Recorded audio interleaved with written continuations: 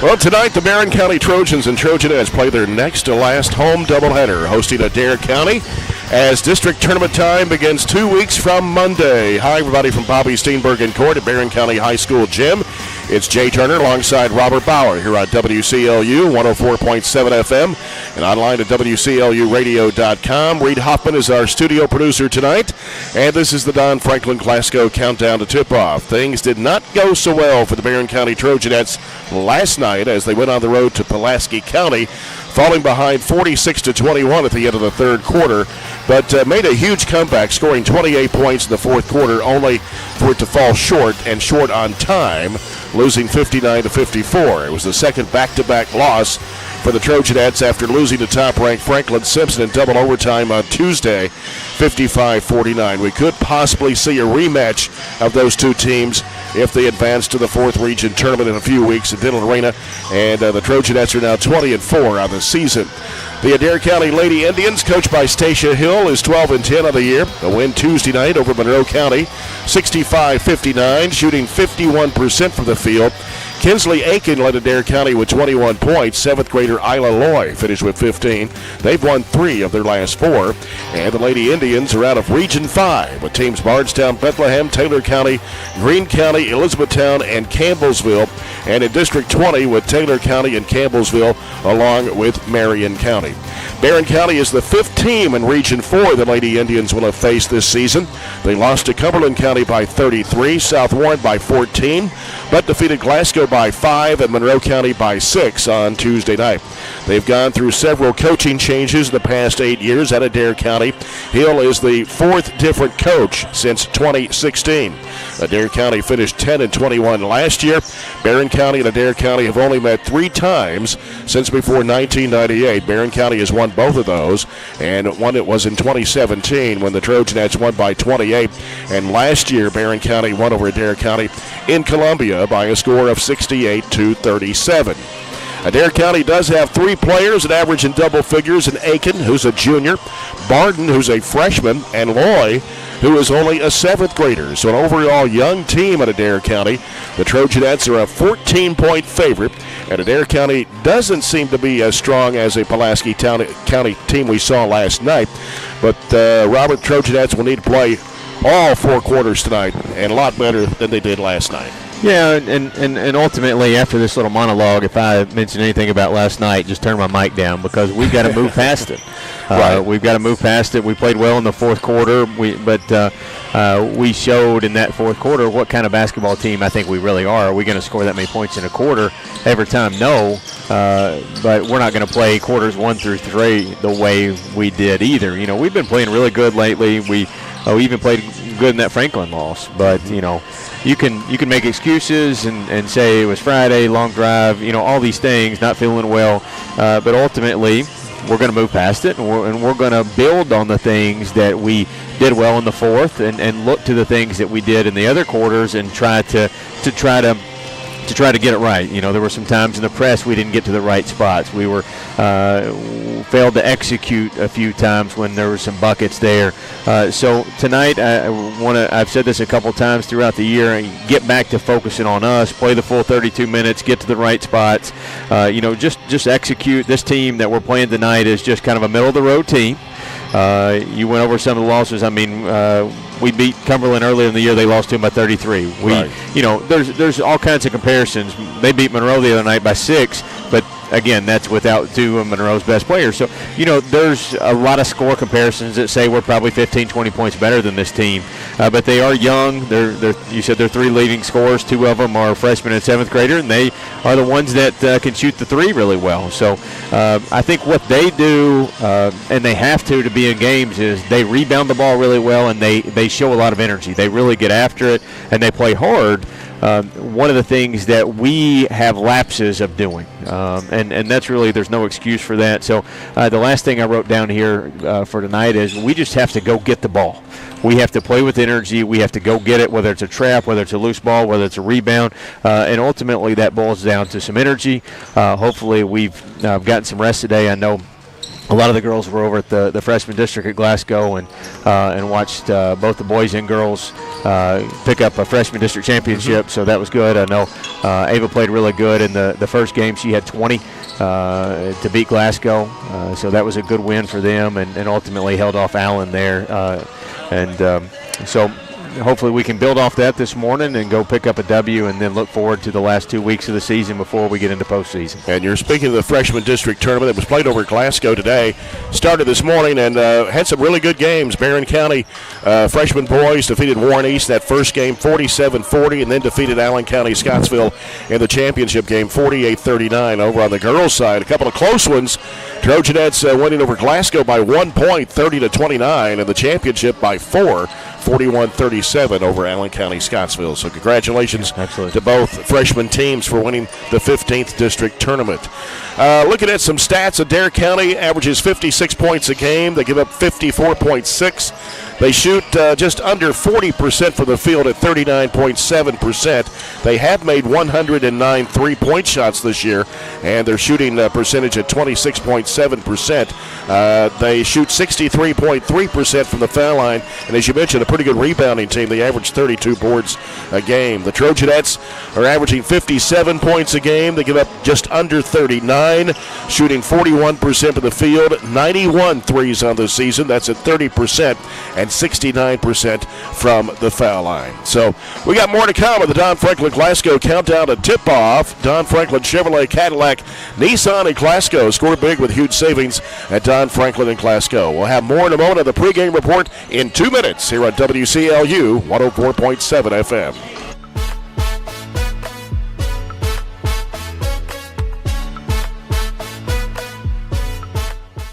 At Don Franklin, we're about more than just selling cars. We're about families, generations of them. Founded by my parents in 1968, we've been here growing alongside you.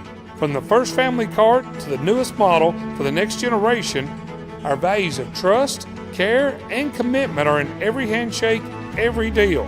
With over 5,000 vehicles to choose from, check them all out at donfranklinauto.com. Don Franklin, driven by family.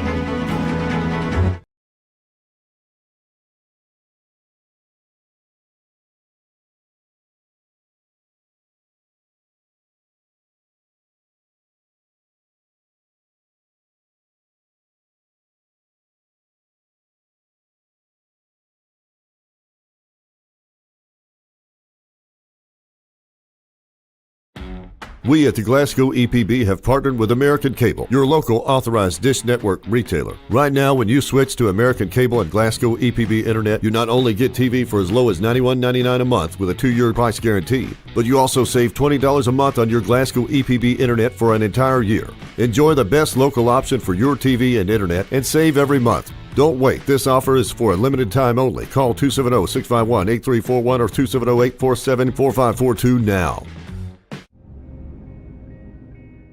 So Aero Safety is an international safety consulting company based right here in Glasgow, Kentucky. We offer a wide variety of services, ranging anything from safety training to administrative services like policy procedures.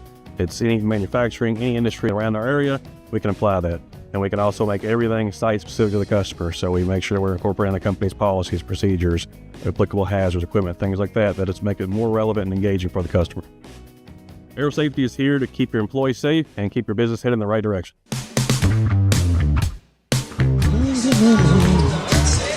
Welcome back to Bobby Steenbergen Court here at Barren County High School Gym.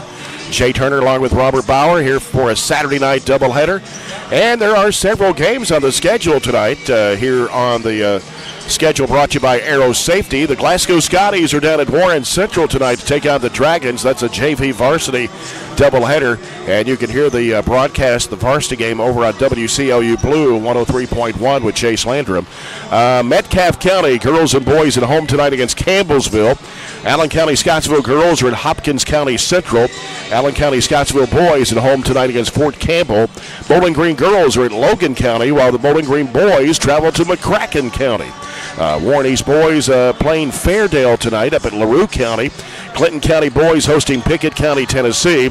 And the Greene County girls and boys playing at Franklin County against Bullitt East. That's tonight's area schedule, brought to you by Aero Safety. So, Robert, let's go over some J&J Sales keys to the game for a Trojanette victory tonight. All right. Ultimately, what I think you just really have to go and play basketball.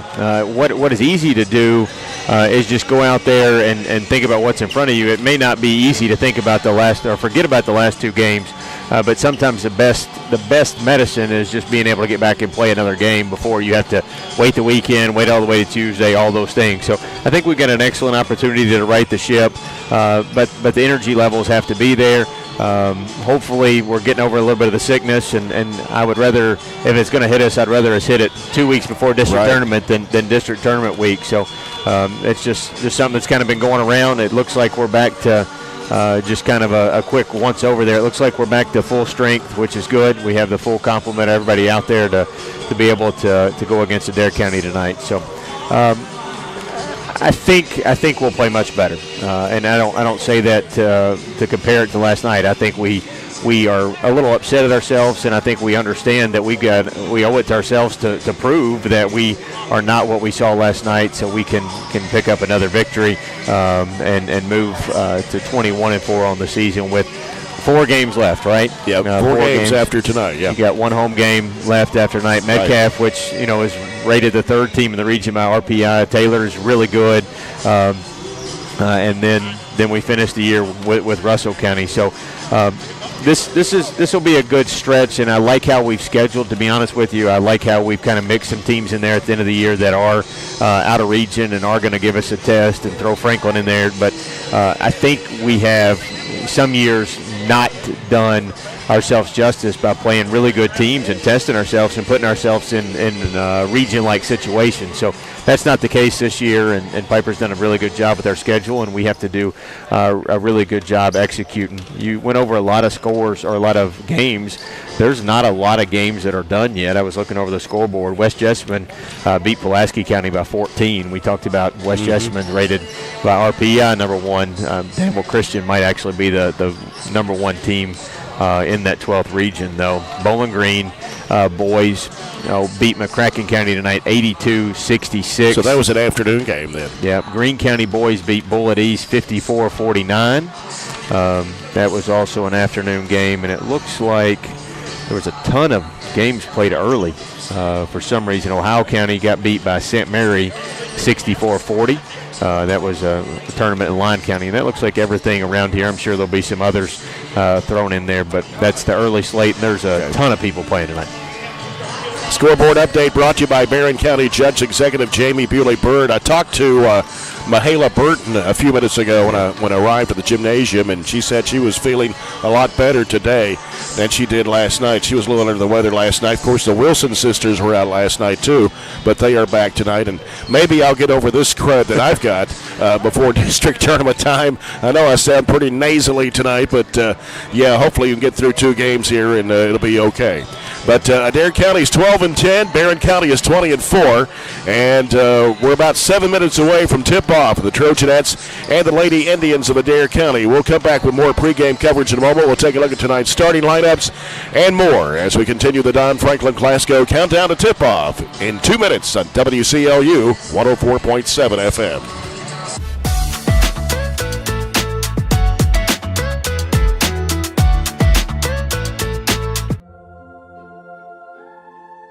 Growing up is realizing that everyone who told you to eat your breakfast when you were little was actually eating this for breakfast. It's your turn to take your place at the breakfast table and savor the taste of culinary independence with freshly toasted bagels at McDonald's. Indulge in the breakfast you've always wanted and start the day off the right way, your way. Ba-da-ba-ba-ba. Cold weather means you've got some things to take care of, like heat to keep you warm and comfortable. Put it on your list of things to do. A call to Southern States Glasgow to fill your propane tank. Southern States is one of the top suppliers of propane gas in the country, and your Southern States in Glasgow is the local, smart, reliable source for all your propane needs. Safe, clean-burning propane gas is the premier energy source for heating and appliances. Call 651-6167 and 651-2159. And we are now on 120 Cross Street, just off 31E South. Just past the railroad tracks. I just did it, but I waited way too long. Trust me, it's about time you left cable TV behind and started saving with MyStream TV from SCRTC. Already have TV with SCRTC and you still have cable boxes and wires everywhere? Talk to SCRTC about MyStream TV and compare it to your current service. The best thing about MyStream TV, you'll save money and get up to 1 gig symmetrical internet. Visit scrtc.com and click on the MyStream TV logo at the top to start saving on cable today. Attention home buyers and homeowners. If you're shopping for a mortgage or considering home financing, call one of Kentucky's top mortgage lenders, South Central Bank. Recognized as the area's best mortgage company, we are ready to help you walk through every step of the borrowing process. With experienced lenders and a full range of loan solutions that suit your budget, South Central Bank can make your dreams become reality. Contact us today. You can even apply online at southcentralbank.com. Member FDIC Equal Housing Lender. School gym. Let's take a look at tonight's starting lineups, and the starting lineups are brought to you by Kuzma Family Dentistry on West Main Street in Glasgow. Stacia Hill, her second year as the head coach of the Adair County Lady Indians, 12-10 of the year. They'll start Kinsley Aiken, number 20, a 5'3 junior, averaging 15.7 points and 4 rebounds a game. Reese Barden, number 5, a 5'2 freshman, averaging 13 points and 4.7 rebounds. Isla Lloyd, number 14, a 7th grader, averaging 10.5 points a game.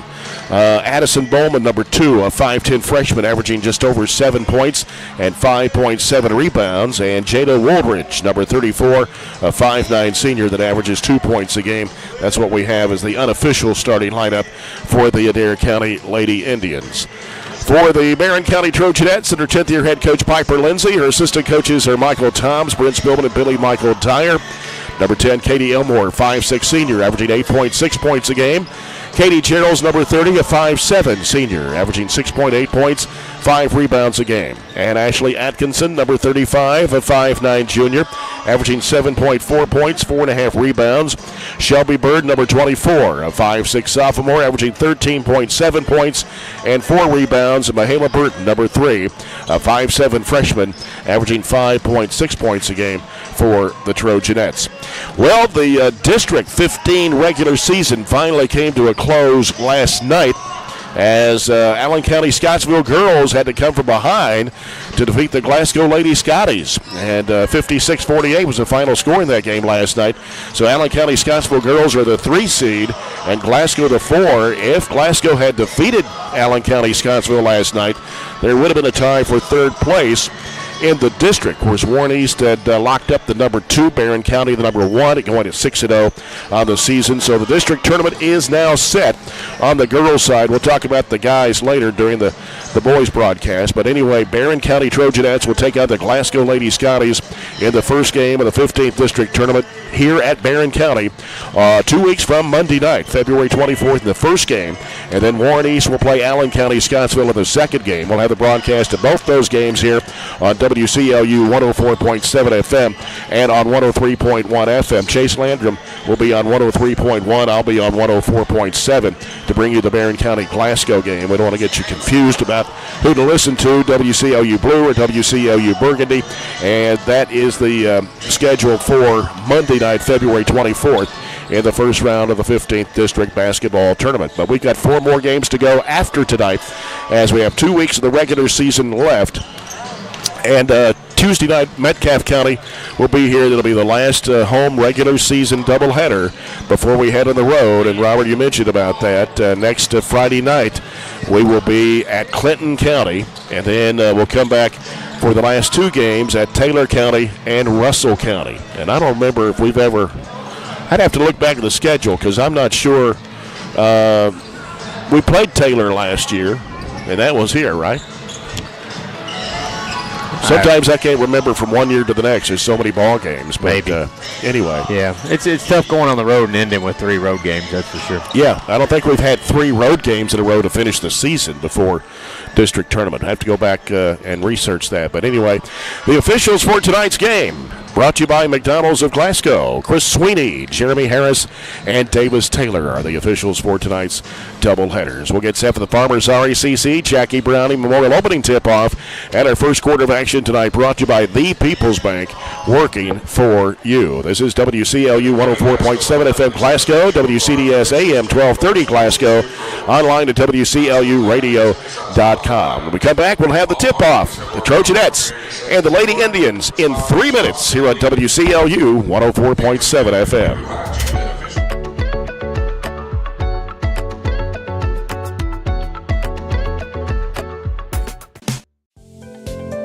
At Kuzma Family Dentistry, we specialize in changing smiles and changing lives.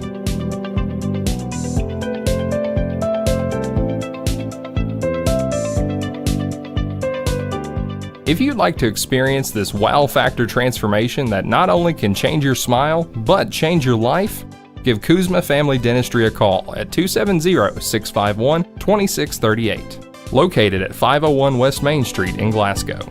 If you haven't heard, there's a new approach to banking. It's called Kasasa, and you'll find it at the People's Bank. Your free Kasasa checking account offers you monthly cashback rewards. The Kasasa Cash Checking Account can earn you a very high interest rate on your balance. Then link Kasasa Saver, and you'll also get a high rate on your deposits. Grow with Kasasa at the People's Bank in Glasgow, Cave City, and Barren. The People's Bank, working for you. Restrictions and qualifications apply. Restrictions may vary. Contact the People's Bank for details and to learn more. Get a great deal on select Kubota equipment. The BX Series is the #1 selling subcompact tractor in the U.S.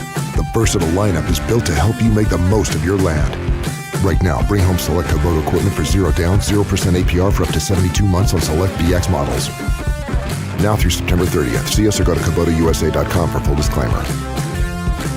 Your local Kubota dealer is J&J Sales, 1311 West Main Street in Glasgow. We've got you. It's a pledge to make sure you're always taken care of. A pledge that Farmers RECC honors each and every day. When it comes to keeping things running smoothly or getting them back on track when they're not, we've got you. Always. Farmers RECC is a Touchstone Energy Cooperative, your source for power and information. Are you looking for high-quality, cost-effective, and highly visible advertising? At ATM Media Solutions, we offer large-scale marketing with ease. We have 4 LED billboard locations: Highland Pharmacy in Sonic, the intersection of 31E and Trojan Trail, Highway 90 East, Burkesville Road, and our newest location in front of Gondolier. Call 270-629-4542 to get a quote today. ATM Media Solutions. Advertise with ease. 103.7 WHHT plays country's hottest hits from today's country artists, like Hey, what's up? It's Morgan Wallen. Hey, it's Lainey Wilson. Luke Combs here.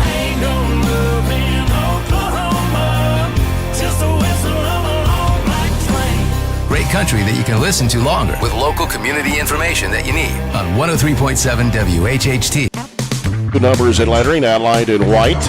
And the Trojanettes in their home white uniforms with burgundy and gold letters and numbers. Trojanettes across the front of their jerseys. And it's scripted on the Lady Indians, Adair County, across the front of their jerseys. Barren County moving left to right. It'll be Adair County coming from right to left, however you watch it in the live stream. Other way around. Yep. Opposite side of the floor. We have a couple other cameras at different angles here, but the one across the floor from us will be the one you'll see on the live stream across from us. Chris Sweeney will step in and toss it up. And Ashley Atkinson in the jump circle with Addison Bowman. And here we go. It's going to be controlled by the Trojanettes. Here's Shelby Bird down in the lane, splits the defenders and lays it up and in. That's the way you want to start it. She just went up and grabbed it, put it in. Yep, Adair County having some trouble. They finally break the pressure, though, as they work it into the bad pass, but saved out there by Barden as she gives it now to, they got a new player that started tonight, Shelby Riley, number 24, a 5'4 senior, will start in place of Woodridge. 2-0 the score. Here's a three-pointer shot from the right wing. No good. Rebound taken by Atkinson. Good block out. Yep. Left side, working into the paint in the corner. Bird for three. It's in there. Great. How about that? Great kick right there, and she was shot ready, as Piper always likes to say. She just let it fly. So the Hatcher and Sadler three-point shot. Bird, 2 quick buckets here, and here's a shot from about 15 feet away to the right side for Adair County. That is Bowman getting the bucket. And it's 5-2 Trojanettes as they look at a 2-2-1 zone court press. Here on the near side is Atkinson. She gives it over to Gerald's. Over the left side now to Elmore. Fires it across over to Burton. In the corner now Atkinson. Here's Bird with it right of the key. Now Gerald's. Pass is going to be, I thought it was deflected. I really did, but nobody's arguing about it, so it's going to be Adair County's basketball. Looked like to me the direction she was throwing it wasn't really the direction it landed. And the ball hit the leg of Burton. She comes up with a loose ball, bounce pass. Stolen away inside there by Adair County. It's hard to see the numbers. Barden gives it over the left side now to Riley. And back out front now to Loy. Loy's a 7th grader, and she's averaging 10.5 points a game for Adair County. Out top now is Bowman. Now Bowman backs away in the dribble. 6:25 to go first quarter here. 5-2 Trojanettes. Here's Loy with it out front. Giving off now to Aiken. Aiken, just a junior. He talked about this as a young Adair County basketball team. Only 3 upperclassmen. Yeah. On the whole roster. Here's Barden trying to cut back to the left side and swiped away in there by Atkinson. Trojanettes off the turnover. Here's Bird on the right wing. Turns and throws it behind her to Burton. Going up the baseline. Little 8-foot shot won't go. And the rebound comes off to Bowman. Yeah, just realized just a little late she should have fallen. Chase down Barden. Goes up with the left-hand shot. No. Bird claims the rebound for the Trojanettes. Ahead up to Burton on the left side. Now Burton gives it back to Bird. Had an open look at a three, didn't take it. Cross-court pass back over to Burton in the corner. It's Elmore, fakes, drives into the paint, had it swiped away. Turnover by Barren. And here comes Adair County back of the attack as Aiken has it to the right side. Gives in the corner to Loy. Loy with a left-hand dribble. Throws it back left side to Barton for a three-point shot swish. Look good all the way there. She's a pretty good three-point shooter. That's number 29 of the season for her. One of their better players. Got to know where mainly their main three is pretty much all the time, and not let them have looks. Ties it up at 5. In the middle, here's Bird. A little floater in the lane. Good. Tough shot over their big girl there, Bowman, and it's about 6 foot. And it's all 7 points for Shelby Bird here in this quarter. 7-5 Trojanettes. We played 3 minutes of the opening quarter here. Into the front court, right side is Bowman. Throws it back out front. It's going to come back over the timeline. That'll be an over and back violation. Threw it right between. That was Loy and Aiken. Not sure who it was even intended for. Yeah. Barren County's basketball. Shelby Bird will toss it in. Out of the side across the way. Comes out to Burton. Burton back over to Bird. Back to Mahala Burton. Right side and Ashley Atkinson. Halfway to the corner, looking inside. There's Gerald sliding under. Oh, I thought that thing was going to come off. But she got it. Had a lot of rim, and it went down. Wide open shot underneath, and she kind of slipped in behind the defense. 9-5, and a trap. The Trojanettes have, going to be a timeout here as they were wedged between midcourt and the sideline.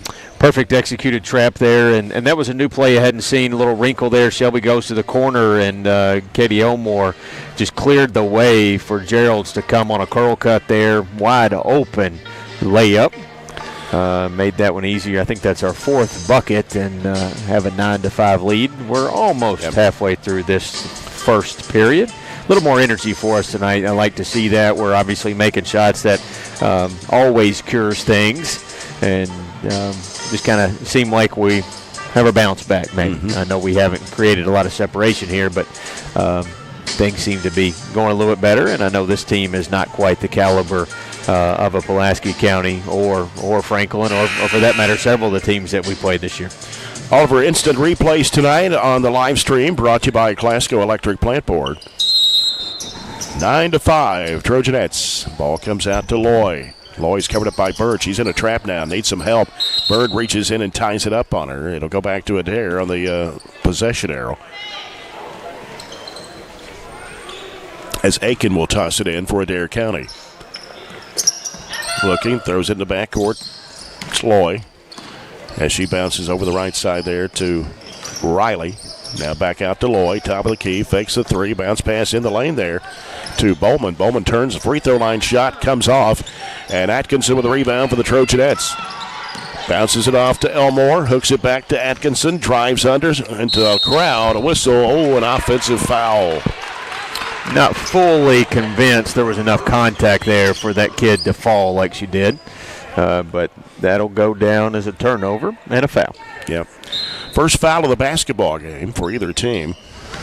Just under 4 minutes to play here in the first quarter. It is 9-5. I don't think the clock has started yet. Now, here we go. Left side it comes to Riley. Now they work it in the paint and loose ball on the floor. Scramble for it, trying to dig it out of there. It is Burton coming out of there with it. Off to Atkinson to the right side. Atkinson feeds it off to Elmore. Threw it away. Comes in the backcourt. That'll be an over-impact violation. Our fifth turnover, and that's one of the things I want to see us do a little bit better. We get it right there in the middle. We got to square up and see our options. It looked like Gerald's there on the backside that would have been able to have at least a short corner jumper if we could have found her. Yeah. Adair County will take it out of the right baseline beside their bucket. As it comes way back out to Aiken. Aiken now loses a handle there as taken away. Here's Gerald's with it. Fires it up to Burton. Burton goes under, throws up off the window and in. Numbers, the defender never committed to either her or Shelby, so she took it herself on the left side. And it's 11-5, Trojanettes. Bowman sends it off the left side. Aiken fakes, drives in the paint, whistles. Somebody reached in and fouled. Maybe Ann Ashley second. And it is. Yep. It's two quick ones on Atkinson, and she'll have to come out. Addie Slagle will check into the ball game, a 5'3" freshman for the Trojanettes, averaging just under 5 points a game. Boy on the left baseline sends it out to Barden. Barden will hand it off now to Aiken. Aiken working the left side of the floor, back to Barden. Barden bounce pass in the lane. They're breaking it on. They broke it up, and it's stolen by Addie Slagle. Fires it up court to Bird. Sends it down to Gerald's, trying to go baseline. In the corner, here's Burton with a three-pointer. No way short. And taken by Barden. Racing down the floor with it for Adair County. Bounces it off to Aiken. Aiken drives the baseline. Down underneath the basket is Loy, and threw a bad pass, but her teammate was there to grab it. Goes inside, lays it up, missed the shot. That was Barden. And Barren County back the other way with it. Here's Elmore angling off to the right side, driving to the bucket, throws up the shot. It will go, and a foul. She was fading away big time. Draws a foul from Aiken, her first, team's first. Yeah, she was fading away a little bit, but when you throw it up there and absorb that contact, it's always got a chance to fall in, and that it did for a three-point play opportunity. And it's a good thing that shot went in. It would have been a lane violation. Yeah, it was a big-time lane violation. Yeah. She was in the middle before she almost let it go. Right. And a steal. Here comes Burton with it. Burton left side goes in for the bucket. No good, but a foul on Adair County, and so it will be Burton going to the free throw line to shoot two. Tried to double clutch it there instead of going up strong, but gets the free throws. And was that on Aiken? If that's Aiken, that's number 2 on her, and the second foul at Adair County. Burton at the line. 61.5% foul shooter. Puts it up, missed it off the front of the rim. A little short, and may still be kind of getting her legs back under after not feeling well last couple of days. Hannah Bragg, 6-foot junior, is checked into the Trojanette lineup, averaging just over 3 points a game. Came in for Katie Geralds.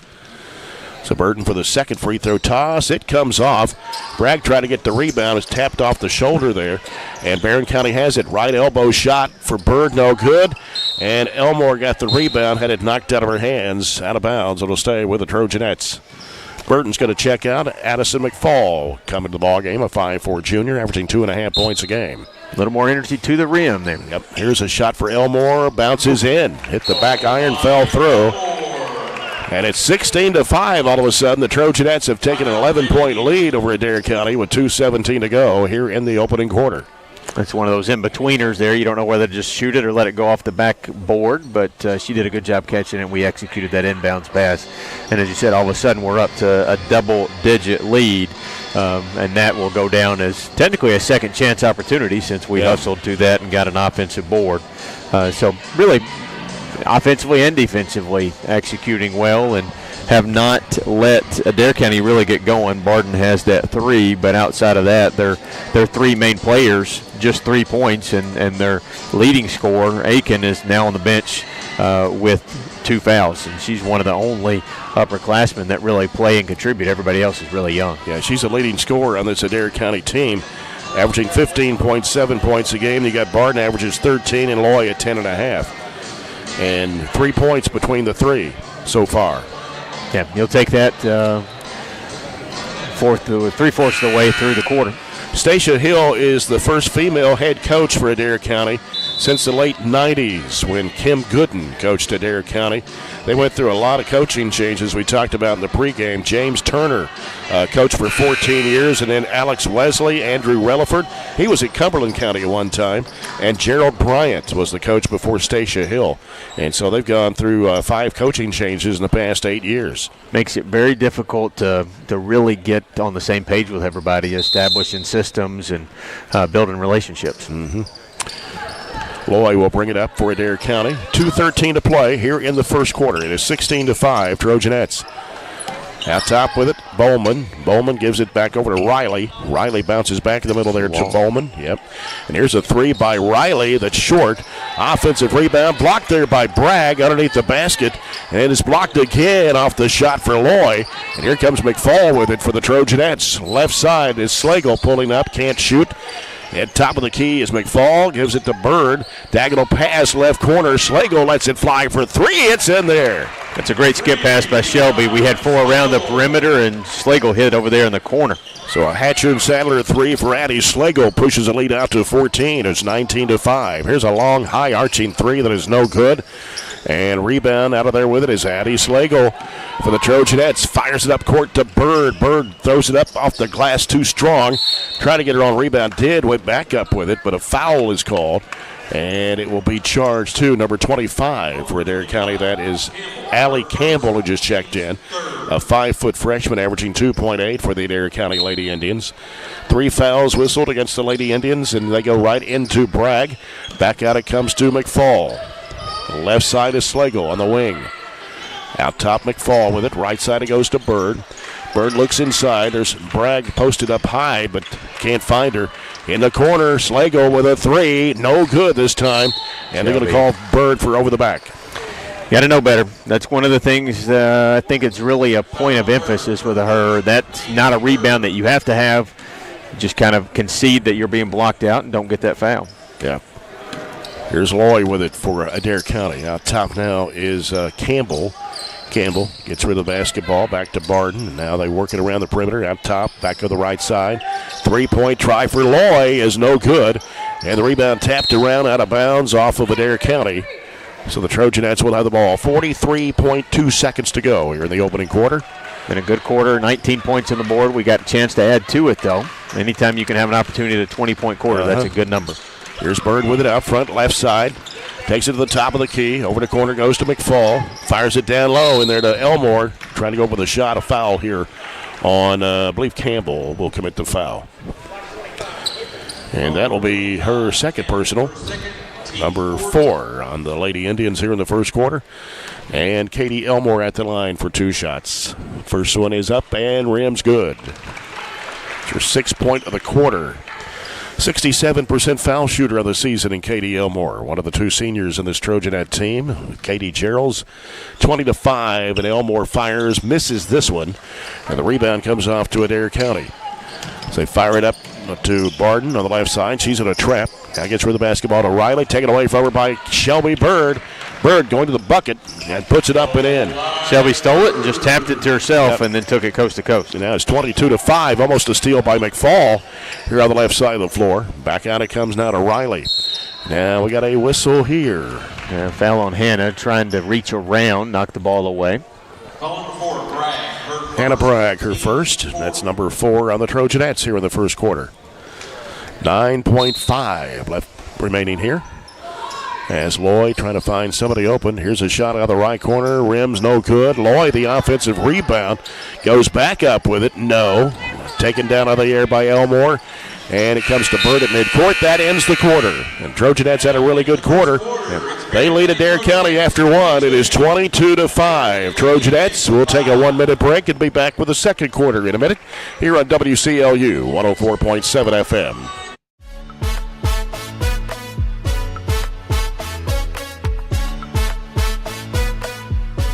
Our dental health plays a vital role in our overall health. Practicing good dental hygiene is especially important for children. When was your child's last checkup? Riley Dental Group is invested in making sure you and your family have the healthiest smile possible. They understand a dental visit may prompt anxiety or nervousness, but Dr. Riley and his team offer a variety of solutions, including a comforting and friendly visit from Bennett, their therapy dog. Call Riley Dental Group for an appointment, 651-5939. At Don Franklin, we're about more than just selling cars. We're about families, generations of them. Founded by my parents in 1968, we've been here growing alongside you. From the first family car to the newest model for the next generation, our values of trust, care, and commitment are in every handshake, every deal. With over 5,000 vehicles to choose from, check them all out at donfranklinauto.com. Don Franklin, driven by family. The second quarter brought to you by South Central Bank. Small enough to know you, big enough to help. Jay Turner with Robert Bauer here at Bobby Steenberg in court. Reed Hoffman is our studio producer tonight. Glad you could join us on this Saturday night. Kind of a wet one outside. Yeah. But a great first quarter. We shot 60%, hit 9 field goals, hold them to 17% shooting, and only put up 5 points during the first quarter. Top of the key, Gerald's diagonal pass to the corner, Riley Wilson, and they give it to McFall. McFall lobs it back to Wilson. One dribble goes up with it, had it partially blocked, went back up with it again, and is fouled. Nice little give and go there. We would have liked to convert it, but she hung with it to get free throws and an offensive rebound, fourth offensive rebound of the game. And that's 3 fouls on Allie Campbell for Adair County.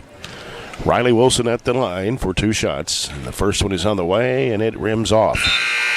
Not real sure why they left Campbell in there, to be honest with you. I know they only have, it looks like 10 kids dressed out, and a lot of them are freshmen, but you kind of got to play the foul game a little bit. Yeah, they brought in Callie White, 5'5" freshman, number 11 for Adair County, and for Campbell. Wilson hits the second free throw shot. 23-5 Trojanettes. Right now it's Burton, Gerald, Slagle, Wilson, and McFall on the court right now for Coach Piper Lindsay. As Loy gets rid of the basketball on the right side over to White. Now White sends it in the middle there to Riley. Riley back to White. White works in the lane. Here's a runner. No good. Missed it badly. Got her on rebound and put it back in. It's kind of fell in her lap, didn't it? Yep. 23-7. Here's Burton on the left wing with it for Barren County. Out front it comes to Slagle. Slagle back over to Burton. Now Burton in the middle. Katie Geralds. Back over goes to Slagle. In the corner goes to McFall.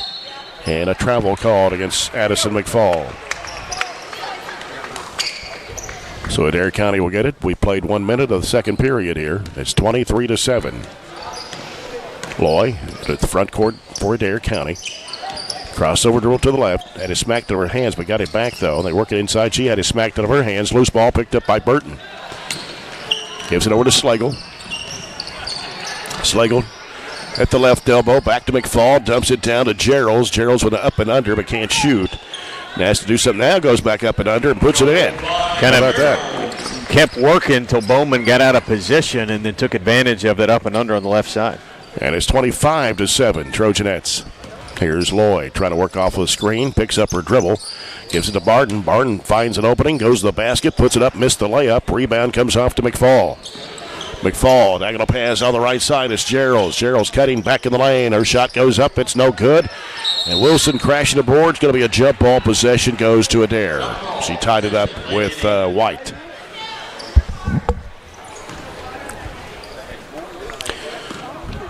And Loy brings it up now for Adair County. Loy, only a 7th grader. And so work it out top. Bowman. Guarded by Riley Wilson. Has it taken away from her by Burton. Burton just jumped in there and took it away. Burton top of the key with it for the Trojanettes. McFall will fire a high arching three. It's in and out. And the rebound comes off to Gerald. Gerald dumps it back over to Burton.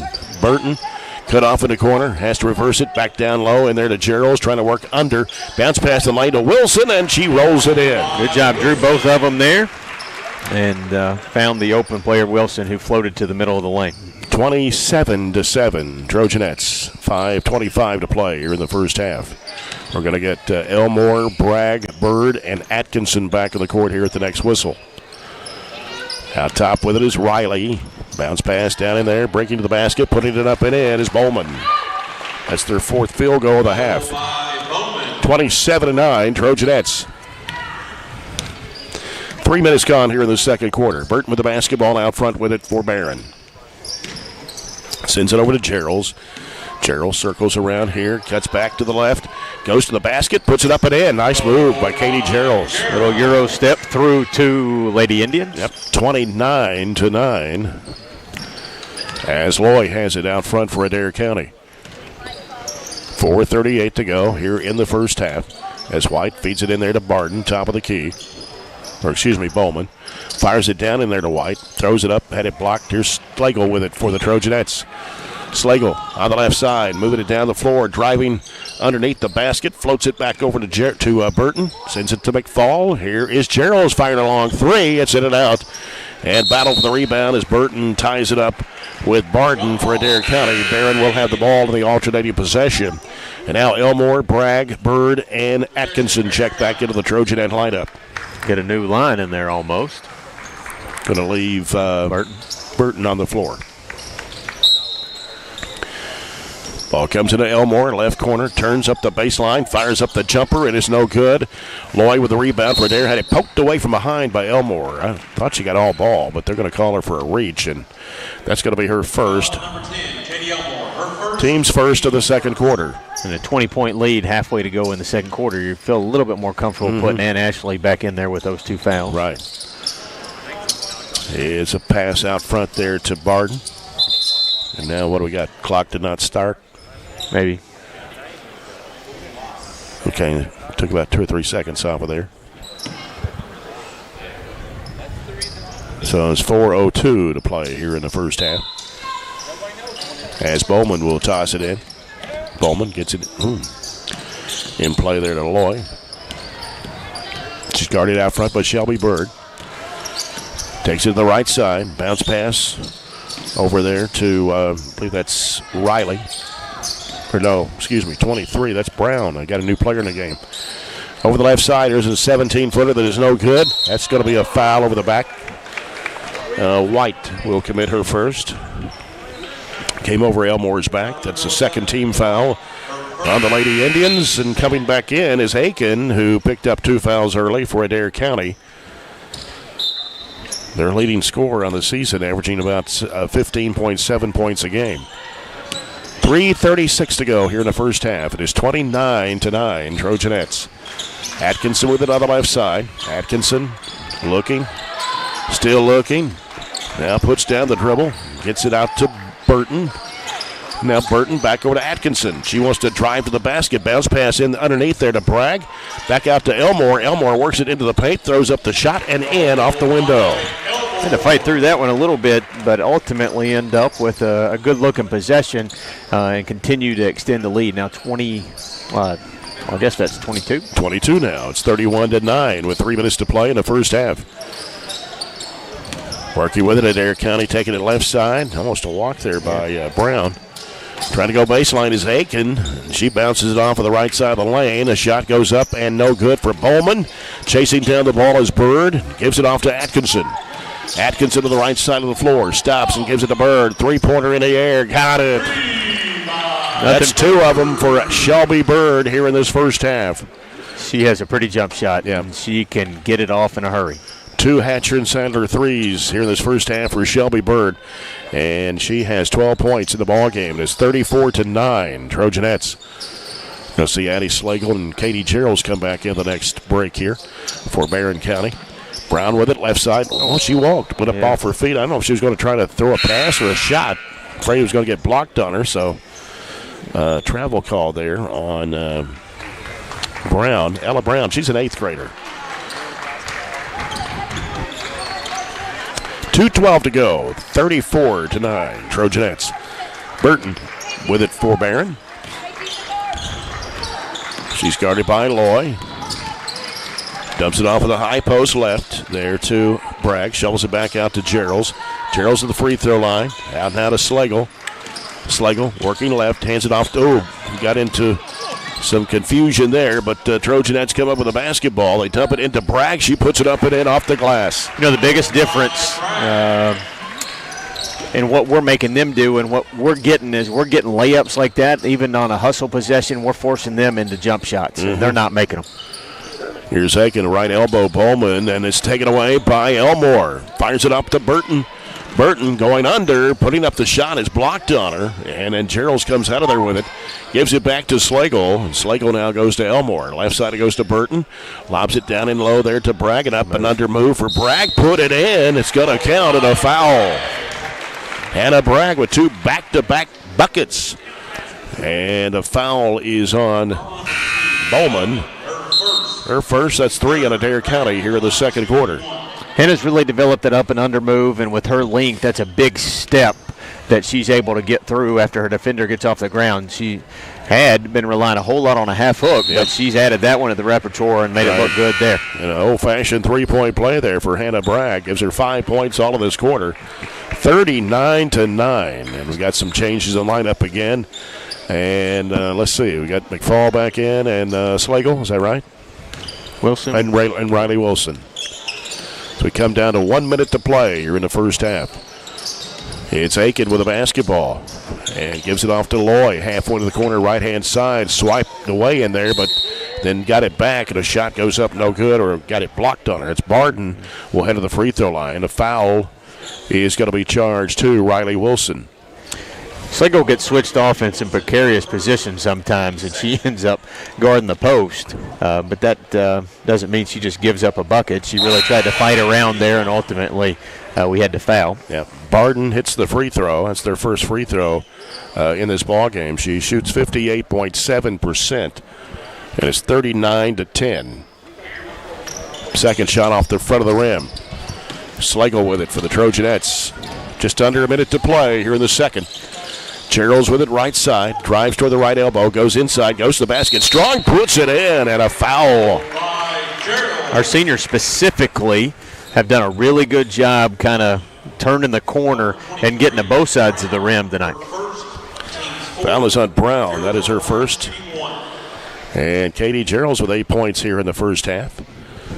Can make it 9. Rim's good. Played a pretty good first half, hasn't she? Yes, 42-10. Overall, just a pretty good first half.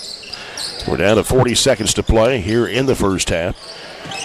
It's Aiken around the perimeter, working around the left side. Now with it is Barden. Now ball gets away from Adair County. Here's a lob up to Slagle. Slagle driving to the bucket, lays it up and in. Roy tried to rip it away, but she was strong enough not to let that happen. And after she swats it away, gets rewarded on the backside with the layup. And working inside, there's a shot going up, and it's going to stay in there for, I believe that was Brown. 44-12, 7 seconds to go. 3-point shot, no good for Gerald's. Wilson goes back up. It won't fall. In the lane, Gerald's throws it back up and in at the buzzer. It will count. And so Gerald's gets her 11th point as we come to the close of the second quarter. And here at halftime at Bobby Steenbergen Court, Barren County High School Gym, it's Barren County Trojanettes 46, Adair County 12. We'll come back with our halftime report brought to you by SCRTC after this 2-minute break here on WCLU 104.7 FM.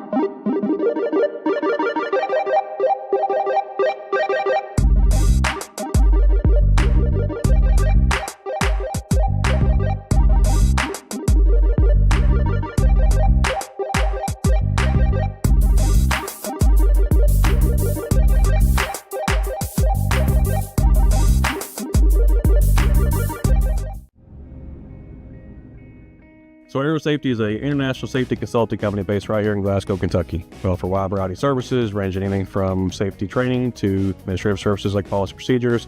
It's any manufacturing, any industry around our area, we can apply that. And we can also make everything site-specific to the customer. So we make sure we're incorporating the company's policies, procedures, applicable hazards, equipment, things like that, that it's make it more relevant and engaging for the customer. Aero Safety is here to keep your employees safe and keep your business headed in the right direction. Growing up is realizing that everyone who told you to eat your breakfast when you were little was actually eating this for breakfast. It's your turn to take your place at the breakfast table and savor the taste of culinary independence with freshly toasted bagels at McDonald's. Indulge in the breakfast you've always wanted and start the day off the right way, your way. Ba-da-ba-ba-ba. Barren County 46, Adair County 12 here at the break. Barren County led 22-5 at the end of the first quarter, scored 24 in the second period to Adair County 7 to take a 34-point lead, only 1 point away from the mercy rule and the running clock here in the second half. And we welcome you to the halftime report brought to you by SCRTC. SCRTC's alternative to cable is MyStream TV. Switch today and save on your cable bill. Adair County with 5 field goals in the first half. One of those a 3-point shot. They were 1 of 2 from the foul line. And Reese Barton with a 3-point bucket, 1 of 2 from the foul line. 2 baskets for Addison Bowman for 4 points. A field goal from Ella Brown and also Callie White scoring the other bucket. Kinsley Aiken and Isla Loy have not scored in the first half for Adair County. They combined about 26 points between them, but have been held scoreless by the Barren County defense in the first half. 19 field goals for the Trojanettes. 3 of those are 3-pointers. And 5 of 8 from the foul line. 2 players already in double figures for Coach Piper Lindsay. Shelby Bird with 12 points in the first half, 5 field goals, 2 of those are 3-point shots. Katie Geralds with 5 field goals and a free throw for her 11 points. Katie Elmore has 8 on 3 baskets and 2 of 3 from the foul line. A couple of field goals for Addie Slagle, a 3 and a 2 for 5. Hannah Brack also scored 5 points in that second quarter on a couple of field goals and a free throw. 3 points for Riley Wilson on a basket and 1 of 2 from the foul line. And Mahala Burton with a basket in the first quarter went 0 for 1 from the foul line. And Ashley Atkinson has not scored in the first half. She did pick up 2 fouls there early. And Addison McFall saw minutes but did not score for the Trojanettes. But wow, what a half. If this had been anything like we had last night, we would have had us a big win over Pulaski County. Yeah, and just didn't play well until the fourth quarter. But what they've done is what we kind of talked about in the pregame. We have moved past it. And we have kind of taken what we did in the fourth quarter and we have built on it. A 22-point quarter and a 24-point quarter, and you're all of a sudden on pace to score 92. I think you would take that any day of the week, especially when you hold them to 2 single-digit quarters and you only give up 12 points and 5 field goals in the whole half. You've got almost 2 kids that have outscored them as a team by themselves. Yeah, Bird's got as many points as Adair County, 12. Everybody has scored almost except McFall, and she had a really good look. And Ashley has been plagued with a little foul trouble and set out for some time. So everybody's contributing tonight. Defensively, I think we've been really good. Their big 3, if you will, that averages double figures, only has 4. Loy, who we'll see her brother here in a little bit, really good basketball player on the boys' side. And she's going to be a really good player as a 7th grader, but she hasn't had many looks tonight. Aiken had foul trouble, and then Barton only that 1-3. So we have played spectacularly tonight, and it's great to see. Good rebound game, and if they hadn't made that shot right there really in the last few seconds, we'd already be at a running clock. So, so I didn't expect probably to be a running clock, but I think we have really responded well, and I like how we played. And maybe the freshman girls this morning kind of gave them a little lift, and we have completely moved past it. So for stats, 19 of 33. Got up 19 made field goals in that half in 33 attempts. That's pretty good. We have made almost as many as they've taken. 19 of 33 for 58. We were 3 of 7 from 3. They were just 5 of 20. 25% hit 1-3 in the ball game out of 5 attempts. So we turned it over 6 times. That's a great number. Doubled them up there. They turned it over 12. and we've more than doubled them in the rebound category, 22-9. We talked about how good of a rebounding team they are. They average 32 rebounds, just 9 here at the break. 9 offensive for us. So, again, we have as many offensive boards as they have total boards, 3 offensive for them. So a lot of those stats that we were kind of spitting out at halftime against us last night are to now really working in our favor, and this is more of the Barren County team that we have really come to expect through the course of this year, and well on our way to getting win number 21 and having a couple days off before we go on a little stretch run to close the year before we look to Glasgow 2 weeks from tomorrow. 2 weeks from tomorrow, right? Right. 2 weeks from Monday night is district tournament. Yeah, Monday, not tomorrow. But, we finish up with the 16th district. Of course, we played Monroe County the other night, but you got Metcalf Tuesday. You go to Clinton next Friday, Russell County the following Thursday. So that's 3 of the 5 teams. We did not, play Cumberland we earlier. did play Cumberland. That was down at Bowling Green earlier this season. It was not a doubleheader as we were in Burkesville the other night. Halftime stats brought to you by Riley Dental Group. We'll come back with their second half after this 2-minute break and get ready for the Extreme Health Club and ATM Media Solutions third quarter here on WCLU 104.7 FM.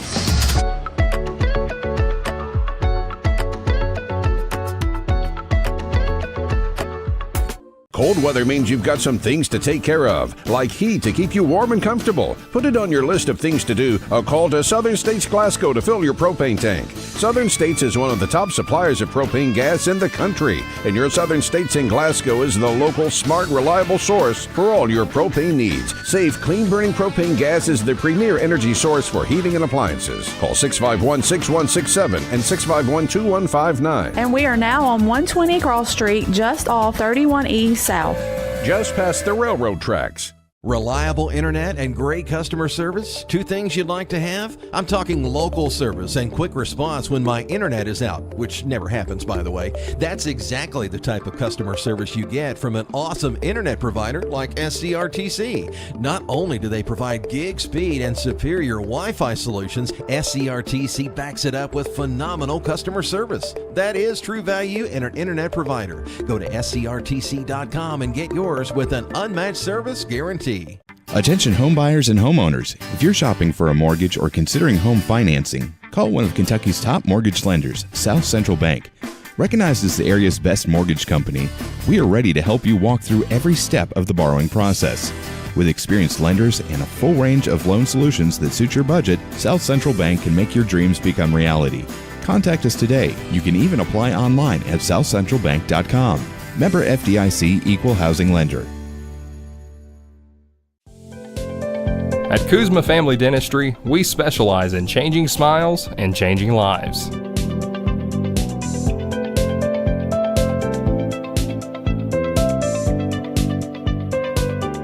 If you'd like to experience this wow factor transformation that not only can change your smile, but change your life, give Kuzma Family Dentistry a call at 270-651-2638, located at 501 West Main Street in Glasgow. And Coach Piper Lindsay will start her original 5. Get that running clock going. Maybe we can get out of here a little earlier tonight. Yeah. Ready for the Super Bowl Sunday. Who are you picking for the Super Bowl tomorrow? It's hard to bet against Mahomes, but I think I'd rather the Eagles win. Kansas City is a slight favorite, but 1 point. Yeah. Last time that's I looked. Pretty slight, right? Yeah, you 1 point. Can't be any closer than that. I guess you can be a half-point favorite, but not a huge fan of either one of those teams. Would have much rather probably see Josh Allen in there and the Bills, but he got his MVP, and the other two get a chance at the Super Bowl. So everybody get their pizza, wings, and chocolate, whatever else you want. Yeah, we're making chips and dip and all the good stuff you have at a Super Bowl Sunday party, right? Yeah, got the grocery order in and ready to go. And it's Adair County's ball as we start the second half. It's Loy with it for the Adair County Lady Indians, and she throws it away into a trap there, and here comes Burton with it for Barren. And it's knocked away, but Bird there to grab it. Right side is Gerald's trying to get around her defender. Going underneath the basket, bounces it off in the corner to Elmore. Now Elmore floats it back over to Bird. 3-point try, no good off the right side of the rim. Falling away. Yep, and here's a pass. It's deflected, and Aiken tried to go for it out of bounds. They say she touched it last. Probably should have let it go, shouldn't she? Is that rain coming down? Yeah, it's pouring okay, down. that's what I'm hearing. Of course, my hearing's not the best in the world, but I can hear the rain hitting the roof here. Yeah, the 154 watching us right now are on their couch listening to it rain, I guess, watching it on the TV. 46-12, still waiting for that running clock. We got to travel on Burton. Yeah, she actually double dribbled it, but it's a turnover nonetheless. A little sloppy first minute, but you can afford that when you're up 34. You just like to hit that threshold and then go for it. Yeah. Bowman with it for Adair County. As she's at the top of the key, hands it off to Aiken coming by the right side. 18-footer, high-arching shot's going to drop in over Bird. Best shot of the night for them. Tough shot, too. Yeah. Again, we're continuing to make them force and shoot jump shots. It's nothing easy offensively for Adair County. Yep. Atkinson set a screen for Burton at the midcourt line. Now dumps it down. Geralds. There is Elmore from 12 feet away. It won't go. A rebound to Adair County. Up with it was Riley. She walked. Big time. Yep. As Loy hit a three when she got it passed over to her there.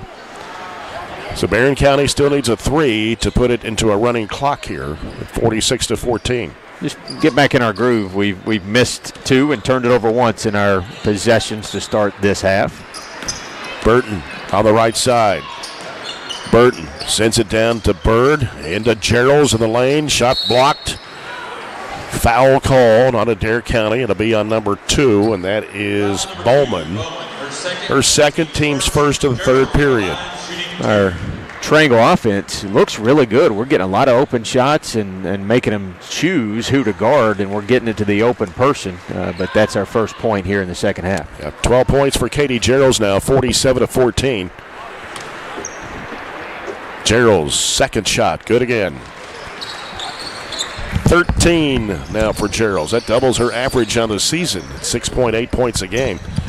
48-14, back to that 34-point lead for the Trojanettes. And here's Loy coming off the screen in the lane. Throws up the shot, no. Burton with a rebound for the Trojanettes. 2 minutes gone here in the third period. A 48-14 lead.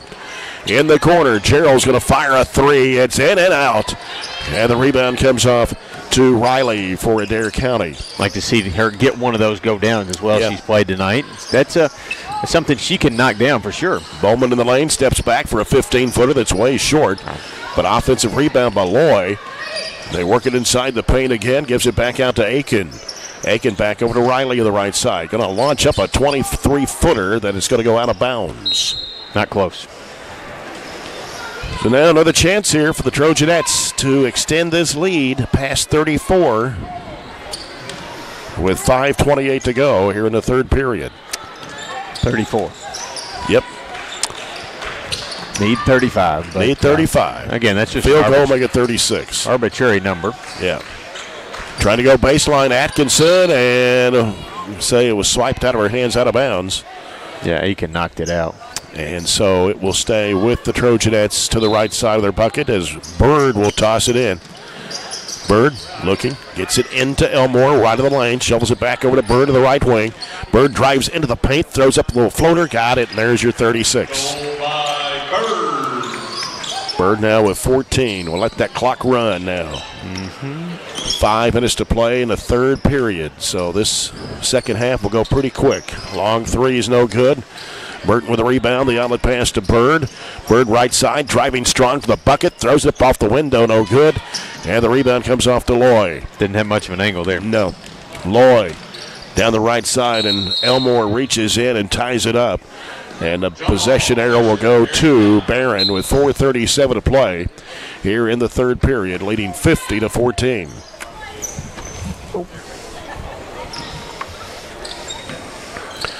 As Mahala Burton will bring it up for the Trojanettes. Right side it goes to Atkinson. Atkinson now bounce pass in the corner to Bird. Feeds it in the middle there to Geralds. Geralds sends over to Burton. She's going to fire a three-point shot. It rims off. Geralds the offensive board. Going back up in the lane. No good, but a foul, and it'll be charged to, is it Campbell? If it's on Campbell, that's number 4. Yes. And that'll be the team's second of the quarter. And so Katie Geralds, who is 3 for 3 from the line, 13 points tonight, at the line for another pair. First one in there. Getting some really good looks from 3, too. We haven't made any this half, but that one was a kick out, a square up, and a kick out reversing the basketball. But we'll end up with another offensive board and some points out of it. 52-14 now. Half of the quarter gone here in quarter number 3. Here's Loy. Gets open, fires up a long three-point shot, air ball. They shot about, all 3 of their threes, it seems like, right there, and 2 of them have been drawing nothing but air. Barren County with the basketball here, leading 52-14. 3:40 to go, third period. Atkinson with the basketball. As down to Geralds. Tried to save it on the end line and knocked away and stolen by Elmore. Going underneath and puts it in. Well, I thought we made a good pass. We just kind of led a little too far and had to work a little harder, get a turnover and bucket. Here's Aiken, penetrating jumper, blocked there by Bird, taken by Elmore. Floats it up court to Burton, drives under, lays it up and in. Burton with her second field goal. Now it's 56-14. Probably play our main group a little bit into the fourth quarter, and then everybody else will get in some action, I would say. We come down to the 3-minute mark of the third period. Here's a 3 out of the right corner for Aiken that is no good. And the rebound to Atkinson for the Trojanettes. The bounce pass off to Burton. Sends it over the right side to Elmore. Elmore. Bounce pass, baseline. Geralds trying to work inside. Up and under move. She missed the shot. I think she got hit there. The ball deflected by Campbell. There. Campbell would have been her 5th personal foul right there. 2:38 to play here in the third quarter. Here's Aiken, fires it inside there. Barden with an up and under shot with the right hand and puts it in. We were talking today, when we played, that would have been a walk. Yeah. But it seems like they give them 1, maybe 2 extra steps now on everything. Down underneath, there's Burton for the pass from Atkinson. And now it's 58-16 with 2:15 to go here in the third period. And Barden tried to go up with a shot. Atkinson fouls her, and that is number 3. First of the third quarter against the Trojanettes. And Barden, 1 of 2 at the line. The only Adair County player to be at the line. That one trickles off the rim. And she'll have 1 more shot coming. As the starters go to the bench, probably be it for tonight. As Riley Wilson, Addie Slagle, Hannah Bragg, Hannah Wilson, and Addison McFall are in the ball game now for the Trojanettes. Free throw missed. She's just 1 of 4 tonight.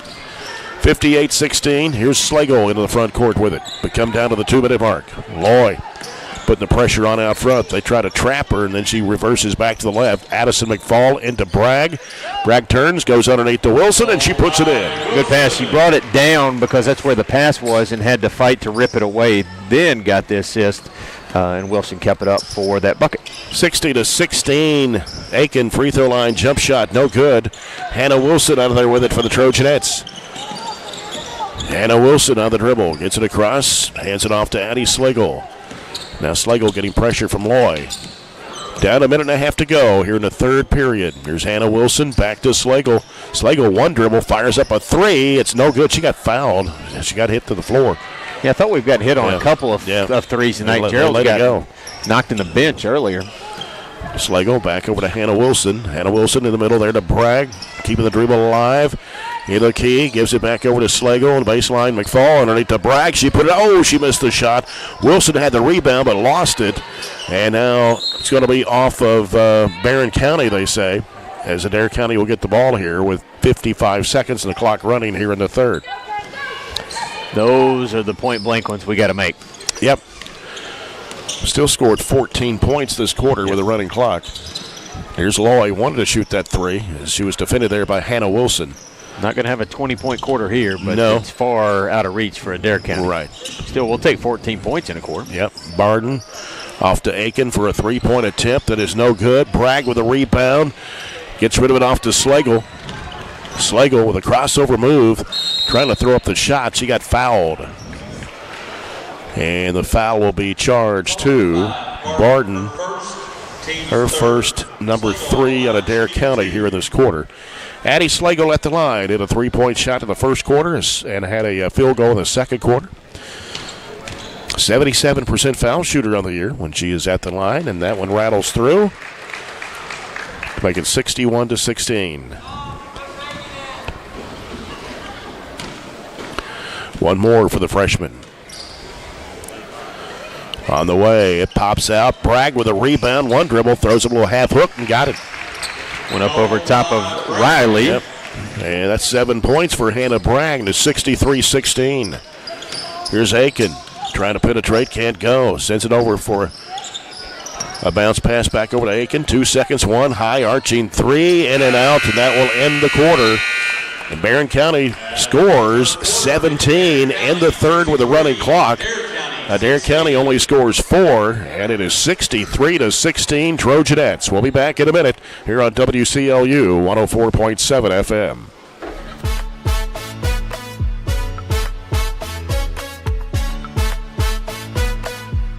If you haven't heard, there's a new approach to banking. It's called Kasasa, and you'll find it at the People's Bank. Your free Kasasa checking account offers you monthly cashback rewards. The Kasasa Cash Checking Account can earn you a very high interest rate on your balance. Then link Kasasa Saver, and you'll also get a high rate on your deposits. Grow with Kasasa at the People's Bank in Glasgow, Cave City, and Barren. The People's Bank, working for you. Restrictions and qualifications apply. Restrictions may vary. Contact the People's Bank for details and to learn more.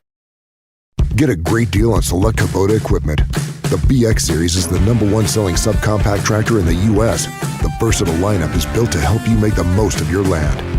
Right now, bring home select Kubota equipment for 0 down, 0% APR for up to 72 months on select BX models.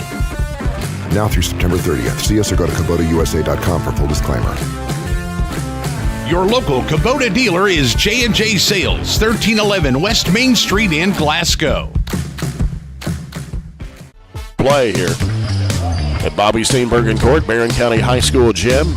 Lady Indians with the basketball. Long three-pointer, no good. Offensive rebound by Barden. Back up with the left hand, no good. And Bragg claims the rebound for the Trojanettes. Gives it off to McFall. McFall over now to Slagle. Slagle with a crossover move. Gives it to McFall. Down the left corner to Hannah Wilson. Back out to McFall. She'll try a three-point shot. It rims no good. And Wilson goes back up, no good. Bragg throws it up, no good. Got her on rebound. Back up again, no good. We'll try it again. Put it up and in. Was that 5? At least. You got the 5th one? 9 points for Hannah Bragg at 65-16 Trojanettes. That's one way to add to those rebounding numbers. Yeah, that's true. Here's a three out of the left corner, no good for Aiken. Rebounded there by Riley Wilson as she hands it off to McFall. They were 0 of 8 from 3 this half. Hannah Wilson from 17 on the left side is no good. Wilson offensive rebound, trying to go back up. She's fouled.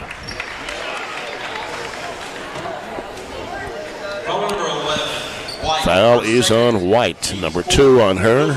And that is the first foul of the fourth quarter. And it's Riley Wilson at the line. 5 points tonight to make it 6. To make it 66-16. We're going to get some new players in now. Alexis Cannon, 5'6" freshman, along with 25, Reagan Griffiths, a 5'9" sophomore.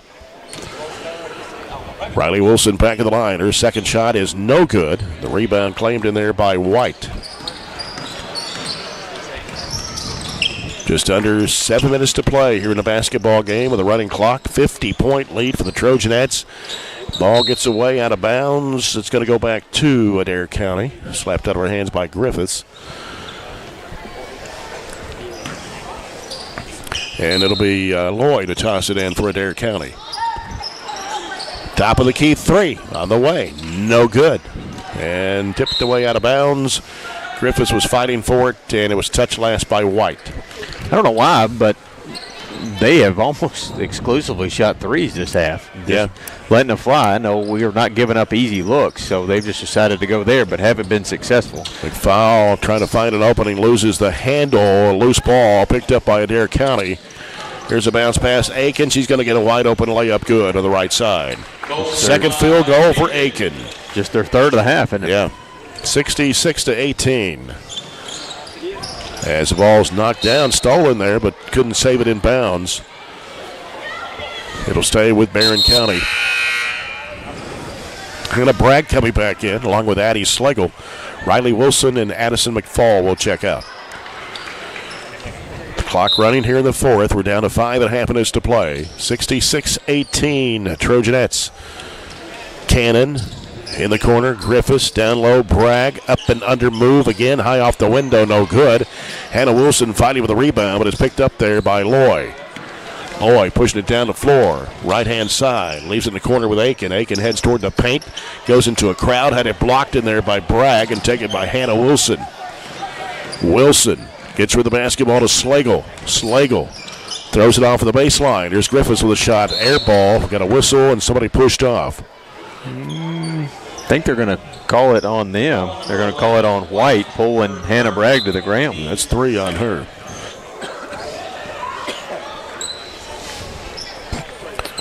And that is what? The second foul of the quarter? Right. So Barren County's basketball underneath to the left. It'll be Hannah Wilson to toss it in. Floats it in there to Bragg. One dribble in the lane. Got it. Hannah Bragg with 11 points tonight for the Trojanettes. 68-18. 3 in double figures at least. Yeah. Here's Loy. Can't shoot. Working it down left side. Campbell. Spin move in the lane. Scoops up the shot. No good. Offensive rebound, but it's taken away in there by Addie Slagle. One-hand pass up to Hannah Wilson. Saved it in bounds to Cannon. Inside, here's Bragg. Throws it up and in for point number 13. Just catch and score it. 70-18, Trojanettes.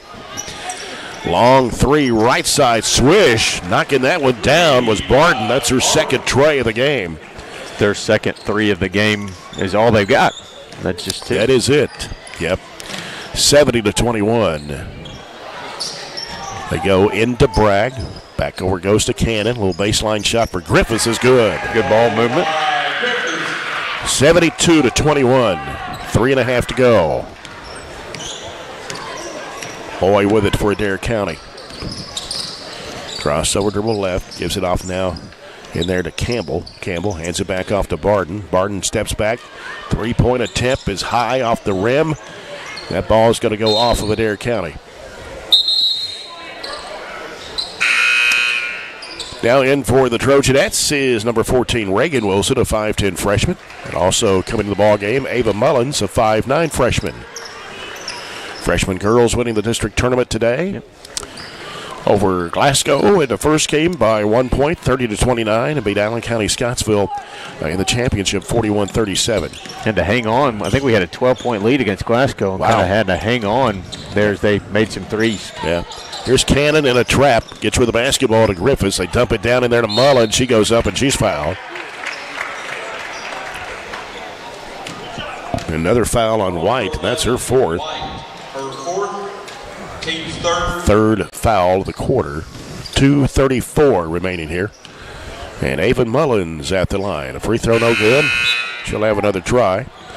Freshmen be a little tired. They've already ran 2 games. Yeah. We talked about.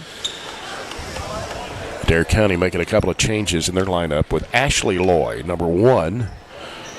Second shot is good for Mullins. I think they brought somebody else in too at number 12, Claire Loy. So they got shot air ball underneath. Got 3 Loys on this girls team. Long pass is picked off. And with it is Brown. And Brown is going to be fouled.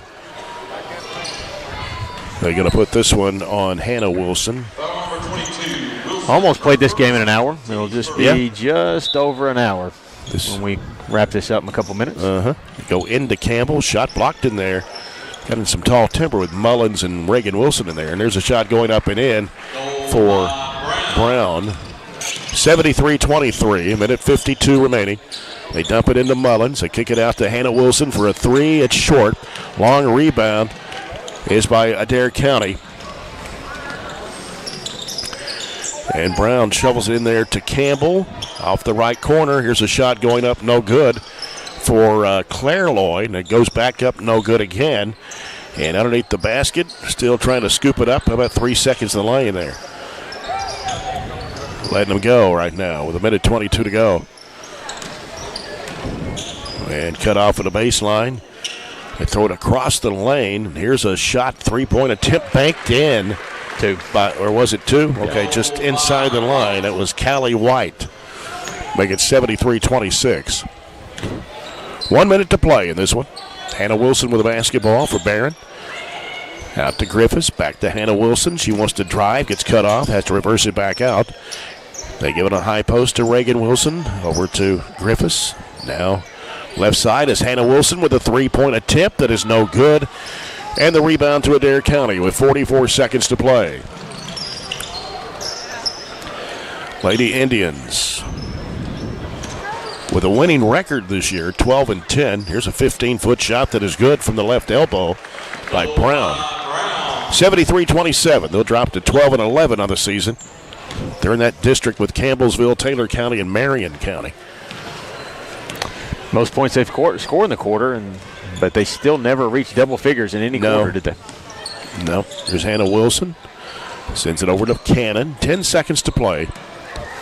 Just going to dribble it out here. Barren County will go to 21-4 on the year. And will win it 73-27 over Adair County.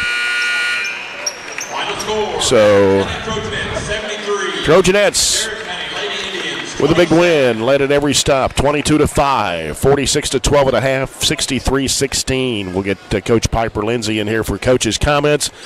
Brought to you by Edward Jones Financial Advisors, Jamie Harris and Sheila Perkins. Before we take our fourth quarter break, as we wait for her to step in, this is WCDS 1230 AM, Glasgow, WCLU 104.7 FM, Glasgow, online at WCLUradio.com. And Piper Lindsay wins number 21 here tonight, easy victory. Making up a lot of it from last night. I thought we really played sharp tonight. Yeah, we really did. And we thank the girls at halftime, honestly. Thank you for feeling better. And they felt, 100 times better than last night. I thought we were really, really good defensively. I thought we made shots. We had smiles on our faces. We looked, like I said, 100% better than last night. I hadn't put all the points together yet, but you had Katie Elmore with 10. You had Katie Geralds with 15. Shelby Bird had 14. Hannah Bragg had 13. Wow. And I believe those were the four in double figures, but just about everybody scored that played tonight. And it was just, I don't know, I thought we really looked sharp. Yeah, maybe the freshman girls had something to do with it, too. Hey, they had two really, really big wins. One over Glasgow first and then Allen County to win the freshman district for the seventh year in a row. Seventh year in a row. Yeah. But, maybe we just kind of picked off from them. I thought KG, that's kind of like what I told her at halftime. Where has this KG been all year? And that's what we saw all summer, to be honest. She was that good this summer, and finally she just showed out tonight. Defensively, you hold Aiken to only 4 points. You hold Barden to 9. Loy went scoreless. Those are the top three scores for Adair County on the season. Yeah. So that says a lot for your defense tonight. Right. Another credit to our defense. Again, I feel like we're just being in the right spots at the right time. We trust each other, and just on the ball pressure, I feel like we turn them over. Again, you just can't say enough about them. And you've got Metcalfe County coming in on Tuesday night. It's the last home game of the regular season. Hard to believe we're this late in the season with only 4 games to go on the regular season before district tournament starts 2 weeks from Monday night. Metcalfe County, a team has kind of been up and down this year. They beat some good teams, but they've lost to some mediocre teams, even though they're rated third in the region. But they've got just about everybody back from last year. Yeah, I just have seen some really inconsistencies with them. You don't know if you're going to get one team or the other, but I know if they have a really, really good team, we'll be in for a dogfight. That's for sure. I know they shoot the ball well, they play well. Obviously, London's tough to go. Heck, they all are. I feel like very similar to us as far as their personnel. But like you said, we're going to have to play solid defense for sure. Yeah. Well, Coach, you get a little more rest, I guess, between now and Tuesday. I know this is a Saturday night game, but you got at least 2 nights off after having back-to-back nights at Pulaski County last night. So we look forward to Tuesday night to take on the Lady Hornets. All right, Coach, congratulations. All right, thank you. All right, Coach Piper Lindsay, the Trojanettes, they win it 73-27 over Adair County here tonight. And we will come back and go into our postgame report after this fourth quarter 2-minute break here on WCLU 104.7 FM.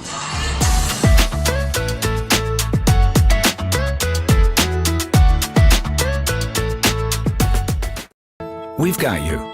It's a pledge to make sure you're always taken care of.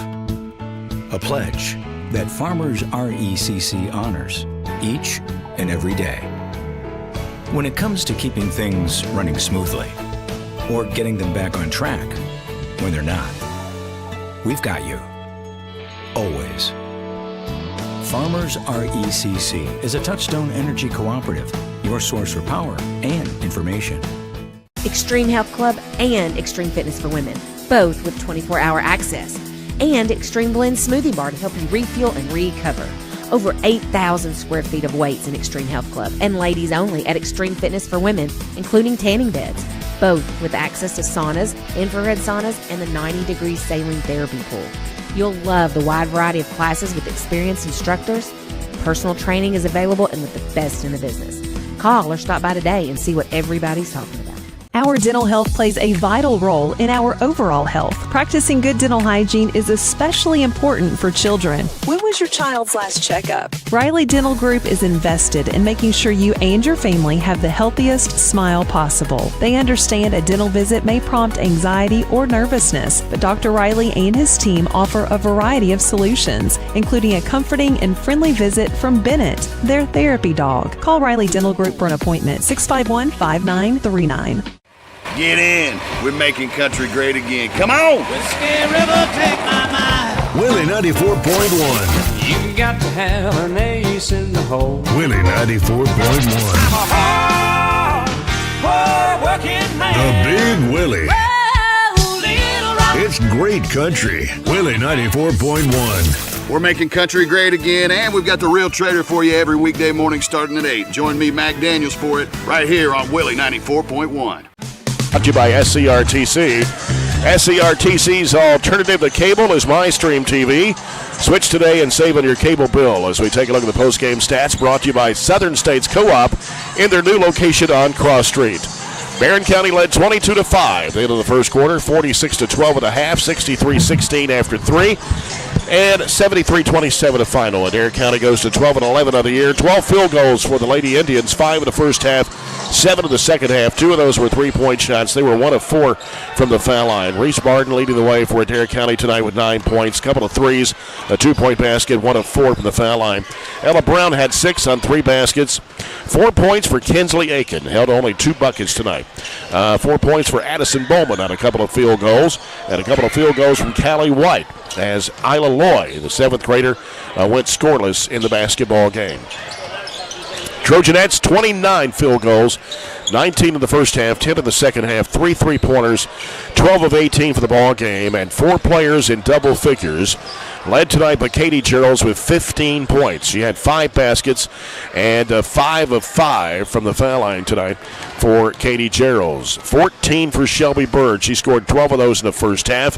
Had 6 baskets. 2 of those were 3-point shots. 13 for Hannah Bragg coming off the bench. She had 6 baskets, 1 free throw for her 13. 10 for Katie Elmore. 4 baskets, 2 of 3 from the foul line. Mahala Burton scores 6 and 3 field goals, 6 for Addie Schlegel on a 3, a 2, and a free throw. Also 6 points for Riley Wilson, a couple of field goals and 2 of 4 from the foul line. 2 points for Reagan Griffiths, 1 point for Ava Mullins, and Ashley Atkinson did not score tonight for the Trojanettes. And I think that may be the first game this season that she went scoreless, but really didn't need the scoring from her, though, tonight, as it was all Geralds and Bird in the first half, picking up 29 of the 73 points. And so a good win tonight for Barren County to go to 21-4 on the year. Oh, we've played excellent and shot the ball excellent as well. 48% for the game, 29 of 60 from the field. Definitely cooled off a little bit from our 46 points in the first half, but the running clock kind of helps with the pace of the game too. Just 3 of 13 from 3, not great, but you didn't need all those threes tonight, just 23% there. They only made 11 field goals. I think we could have played 2 more quarters and they wouldn't have matched even our first half total. So they were 11 of 47 for 23. So we get up 13 more field goals, make 18 more field goals than they do. Hold them to just 2 of 16 from threes. Turn it over 11. That was, I think, 18 last night, so much better job there. We did force them into 18 and monster number on the boards. We out-rebounded them 46-21. Held them, let me find the number there, held them double figures below their average on rebounds. 19 offensive boards for us, 7 for them, just an excellent performance, and all the way up and down the board. You went over the point totals there. Everybody contributing, and I guess it just looked easy tonight. I know it wasn't, but it's a lot easier when you're playing defense. When you see the shots go down, we came out and hit.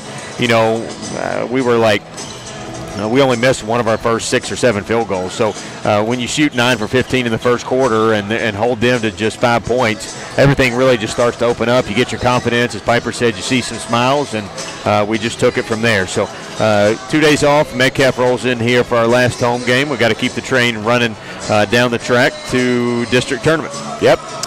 It'll soon be here, and we'll take our post-game break, come back with our pregame coverage of the Trojans and the Indians coming up in Game 2 for doubleheader. As when we come back out of this post-game 2-minute break, we'll have our Don Franklin Glasgow countdown to tip-off of game number 2 here at WCLU 104.7 FM.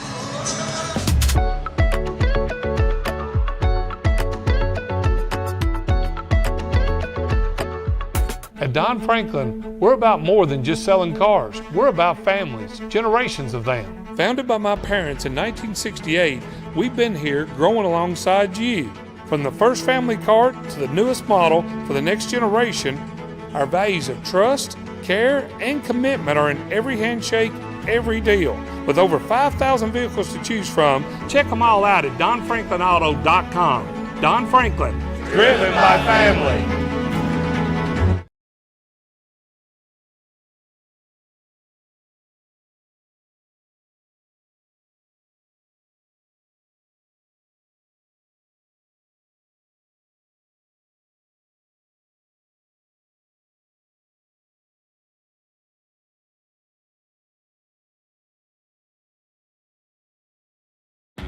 We at the Glasgow EPB have partnered with American Cable, your local authorized Dish Network retailer. Right now, when you switch to American Cable and Glasgow EPB Internet, you not only get TV for as low as $91.99 a month with a 2-year price guarantee, but you also save $20 a month on your Glasgow EPB Internet for an entire year. Enjoy the best local option for your TV and Internet and save every month. Don't wait. This offer is for a limited time only. Call 270-651-8341 or 270-847-4542 now. So Aero Safety is an international safety consulting company based right here in Glasgow, Kentucky. We offer a wide variety of services, ranging anything from safety training to administrative services like policy procedures. It's any manufacturing, any industry around our area, we can apply that. And we can also make everything site-specific to the customer. So we make sure we're incorporating the company's policies, procedures, applicable hazards, equipment, things like that, that it's make it more relevant and engaging for the customer. Aero Safety is here to keep your employees safe and keep your business headed in the right direction.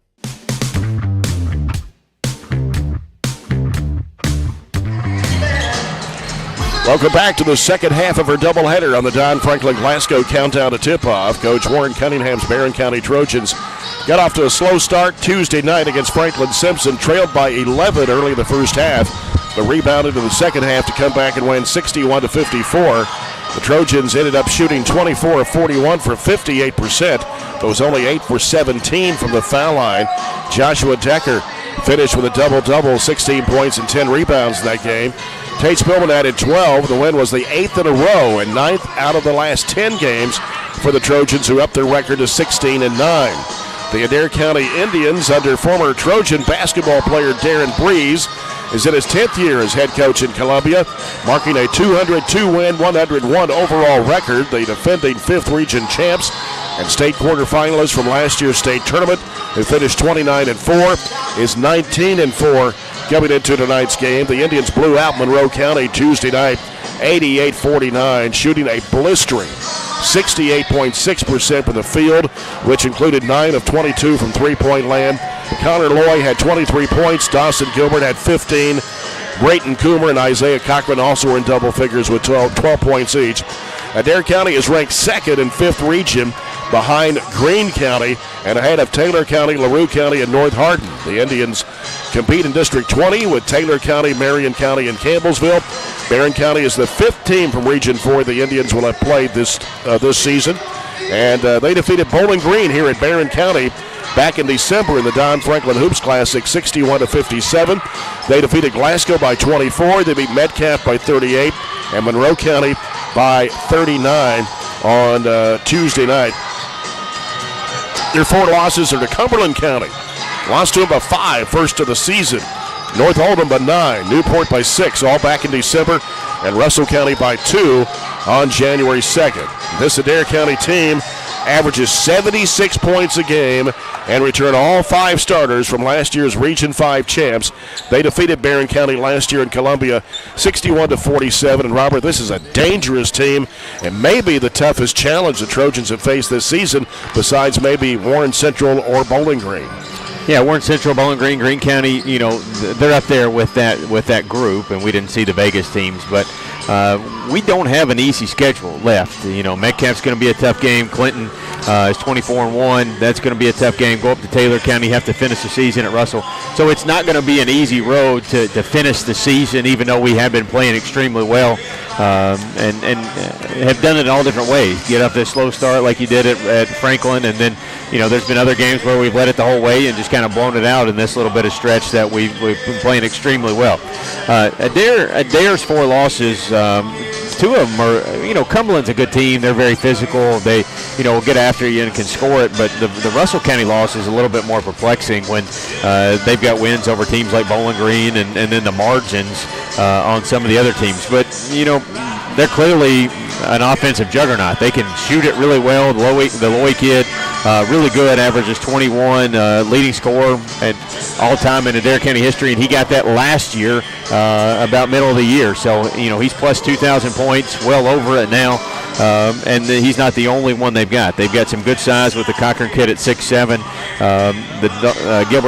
Dawson Gilbert shoots 46% from 3. So, that's an astounding number, and their top 5 three-point shooters are over 35% from 3 points. So you just can't leave them open. They average 3 points a game, or 3 3-pointers a game.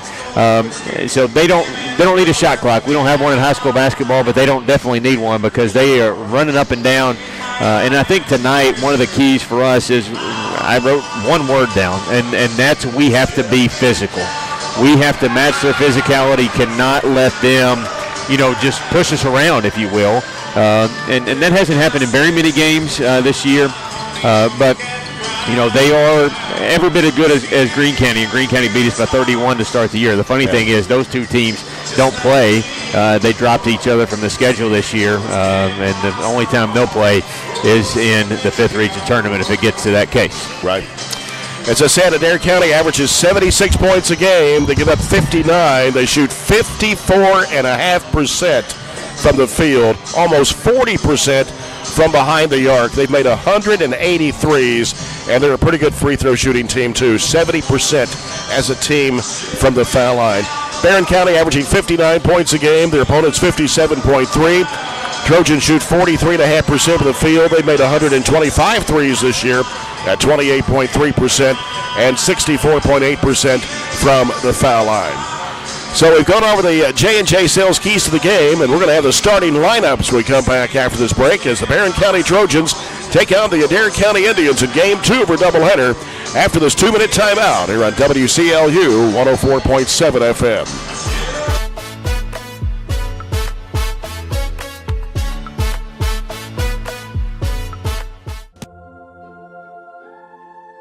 Growing up is realizing that everyone who told you to eat your breakfast when you were little was actually eating this for breakfast. It's your turn to take your place at the breakfast table and savor the taste of culinary independence with freshly toasted bagels at McDonald's. Indulge in the breakfast you've always wanted and start the day off the right way, your way. Ba-da-ba-ba-ba.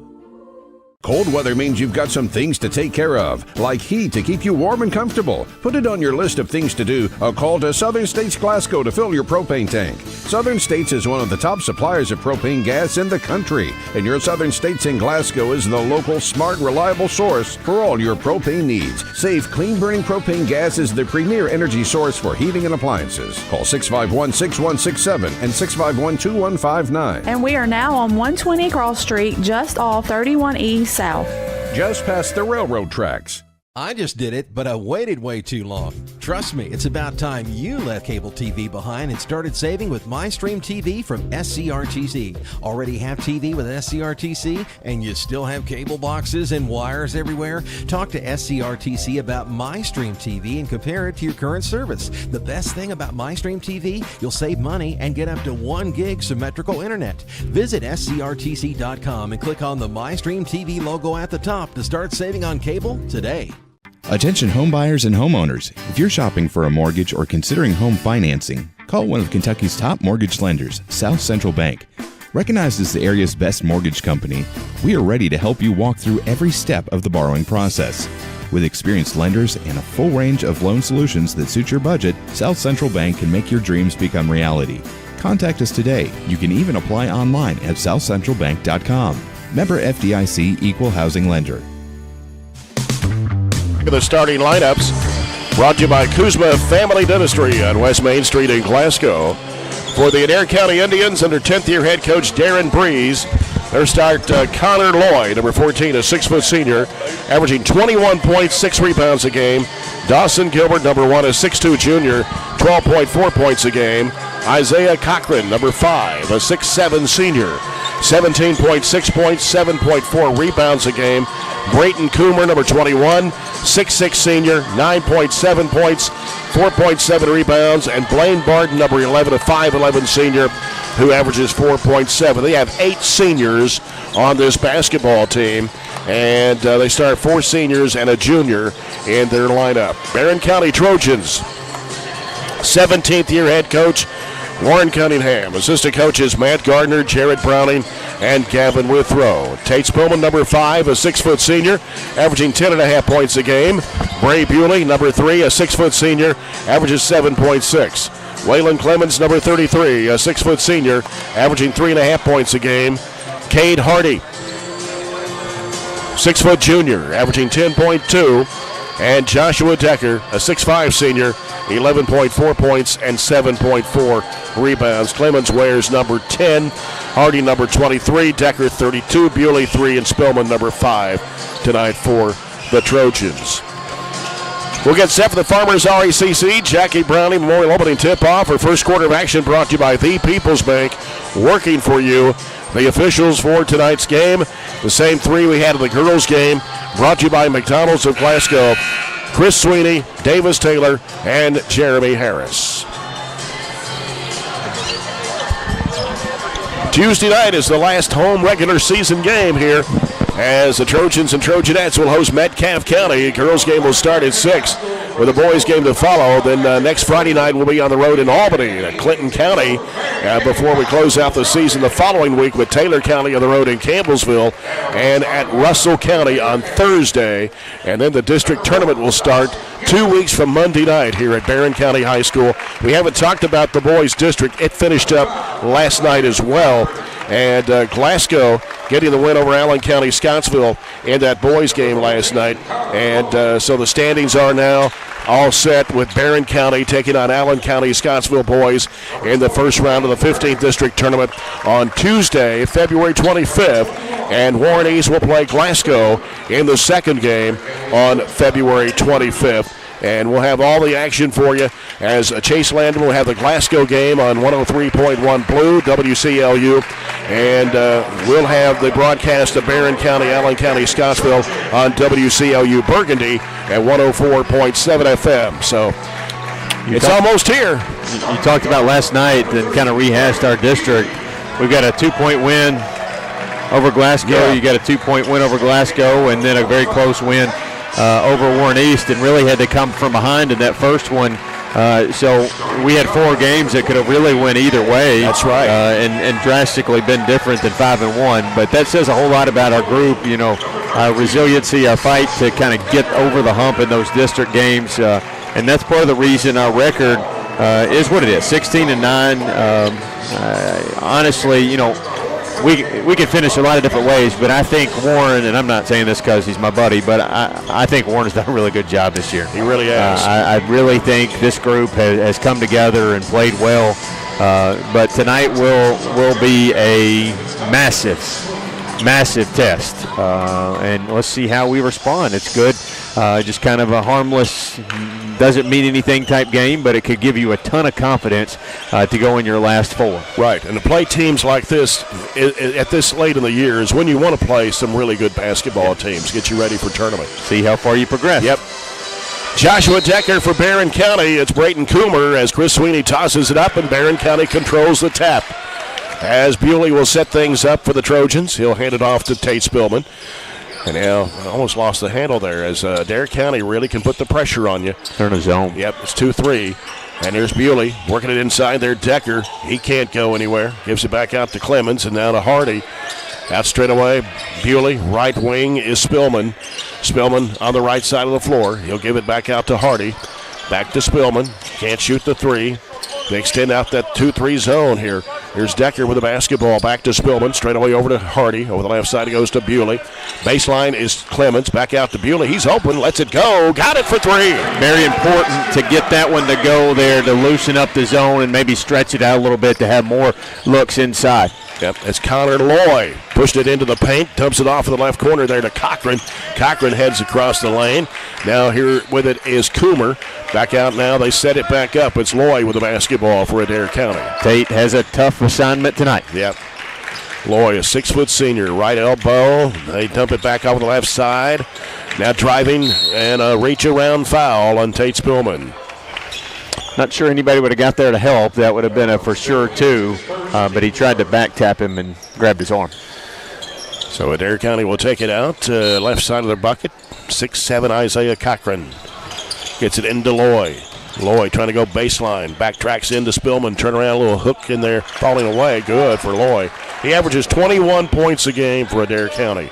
Offensively, he makes it look effortless. Yep, this is the 5th region champs from last year. Same team that they had on that state tournament quarterfinalist. And they're very, very strong. And here's Bewley trying to drive with a floater. He banked it in off the window. Got deep into the paint there. And it's 5-2. And here's Loy on the other end with a left-handed shot. No good. Claiming the rebound is Decker. And he'll get rid of the basketball to Bewley. Trojans with a 5-2 lead here. Bewley over to Spillman. Spillman wants to drive. Gets cut off by Cochran. Back out to Decker. He's going to fire a 3. It's off the mark. Claimed in there by Clemens. Back to Decker. A little 8-foot shot. Bounces off the rim. A couple looks. Yep. Here's Cochran with the basketball for Adair. Right side Loy cutting across the paint. Oh, that was a double dribble. They're going to get a 3-point shot out of it anyway. It is no good, bouncing off. It's slapped out to Clemens. He's got it for the Trojans. He'll give it to Bewley now. Bewley into the front court with it for Barren. Little hesitation move, stops and gives it out to Decker. He'll give it to Hardy now. Hardy back over the right side. Spillman a long deep 3, no good. And the rebound comes off to Grant. That's Lane Grant who started tonight for Coach Darren Breeze. Long 3 by Loy, right wing good. He's not their best 3-point shooter. He does shoot at about 40%, but that's not his priority. But if you give him space, he'll hit it. Yeah, he's like 4th in 3-point shots for Adair County. Here's Spillman out of the corner for 3. Bottom. To the 3 coming from behind the arc for the Trojans on Hatcher and Sadler Funeral Home 3-point shots. And Barren County leads at 7-5. We played 3 minutes of the opening quarter. Loy hooks it back over to Cochran. He drives a baseline, goes up against Decker, tried to dunk it on him, and it's missed. And here come the Trojans on the attack. Hardy behind the back pass off to Spillman, gives it back to Hardy in the middle to Decker. He's going to turn and fire, and it's no good. Bewley with a one-hand rebound out to Spillman. Now Spillman on the right side over to Bewley. Down low is Decker. He's double teamed. Back to Bewley. Thought about the 3, and then they came and defended him. Lost the handle, but the ball got swiped over to Clemens. He'll give it over to Spillman on the left wing. And now Spillman putting down the dribble. Played almost half of this first quarter, and the Trojans lead at 7-5. Here's Hardy. And he had, a reach-around foul here on Gilbert. That wasn't close. He grabbed him and knocked the ball away. And so a couple of substitutions in for Adair County is number 11, Blaine Barden, who we had listed to start, and Carter White, number 4, a 5'11 senior. Again, they have 8 seniors on this basketball team for Adair County, and 4 of them start for Coach Darren Breeze. Here's Hardy with it out front for the Trojans, dumps it into Decker. Decker turns toward the basket, wants to make a move, can't, gives to Bewley. High arching 3-pointer, no good. And the rebound comes in there to Coomer for Adair County as he gives it off now to White. Back to Coomer. Coomer fires it down. It's picked off in there by Clemens. He tried to save it in bounds and couldn't get to it. It's going to go back to Adair County as Jackson Reese will check into the Trojan lineup. Reese, a 5'11 senior for Barren, averaging 4.5 points a game. Going to get Gavin Nunn in the ball game as well, number 42, a 6'6 junior, who averages 5.7. So Hardy and Decker will take a seat on the bench. 7-5 the score. Here's Cochran trying to make a move with a spin move. Goes up and a foul. Cleared it out. Kind of went 5 out and let him go to work. Foul. Again, Yeah. Whalen. Yeah, it's going to be his first, team second. Cochran is an 80.6% foul shooter. They shoot 70% as a team on the year. Is he the kid that transferred in last year? He did, yes. He was from where? I can't remember. I forgot. Up around Madison Central or somewhere, I think. Second shot is no good. Clemens with a rebound. He averages 17.6 points a game and 7.5 rebounds. Spellman with it. Trying to work it to the right side of the floor. 7-6. Barren County. Here's Bewley, free throw line. Turns, going to put it up from the free throw line. It's no good. Nunn's got it. Trying to go back up. Spins, goes up. He got fouled. No call on that one. Yeah. Here come the Indians with the basketball. Down in the left corner with it. So they work it back out now to Barden. And now Barden on the dribble. Bounce pass off to Cochran. Got Clemens guarding him. He goes inside. Here's a shot going up. No good. Got his own rebound and threw it back up and in. Just kind of towered over everybody for that one. 8-7 Adair County with the lead. Clemens with the basketball. He'll send it down to Spillman. Down low, in there to Nunn. A little hook shot. Oh, it came off. And Cochran with the rebound. Long outlet pass picked off by Clemens. Sends over to Bewley. Fakes a three. Trying to drive in. Gets cut off down low. Throws it back out to Spillman. Spillman penetrating in the lane. Goes under. Puts it in and a foul. Got hit in the head on the drive. Faked it out to Jackson, and the defense gave him a lane. They defended the three instead of staying with the basketball. Foul is going to be on Barden, his first. Adair County's second team foul. So Hardy and Decker both come in as Bewley and Clemens will take a break here. 2:40 to go in the first. Barren County 9, Adair County 8, and Spillman at the line for a chance at a three-point play the old-fashioned way, and it rims good. We're going to have to really utilize some different lineups tonight and go with the bigs as much as we can to combat their size. Yeah. It's Lloyd deep on the right side. Gets a screen. Has nowhere to go. Has to reverse it back out. Here's a three-point attempt in the air that is good. Knocking it down was Carter White. That's his 16th three-point shot make of the year. Yeah, he's fifth on the team, but let it fly. Hardy pulls up left elbow, right elbow Decker. In the corner, Jackson Reese. He drives the basket, puts it up, no good. And the rebound comes off to Cochran for Adair County. He pushes it down the floor. Cochran pulls up, right elbow jumper, no good. Rebound Jackson Reese, and a reach-around foul will be called against White, and that's his first, team's third. I thought he was going to call a foul. Maybe he hit it on the inline. He just said that he was standing out of bounds as he was reaching and grabbing. Okay. Yeah. It looked like he was going to call a foul there. There's a floating pass down to Decker. Gives it out to Reese. Around it goes to Spillman. Spillman looking, floats it down in there to Nunn. One dribble, goes up strong and puts it in. Massive size advantage over a 5'11". That's Barden. Barren County back on top, 12-11 with that 40 to go here in the first quarter. And a pass, ricochets around, is picked up by Jackson Reese. Got a 3-on-1 break. Nunn goes under and lays it in. Good job getting his shoulders past Cochran there. 14-11. Barren County with a minute 23 to play in the first quarter. Loy works it into the paint to the corner. Cochran with a three. Got it. Yeah, he can hit those. 37%. That's his 36. He's hit second most on the team.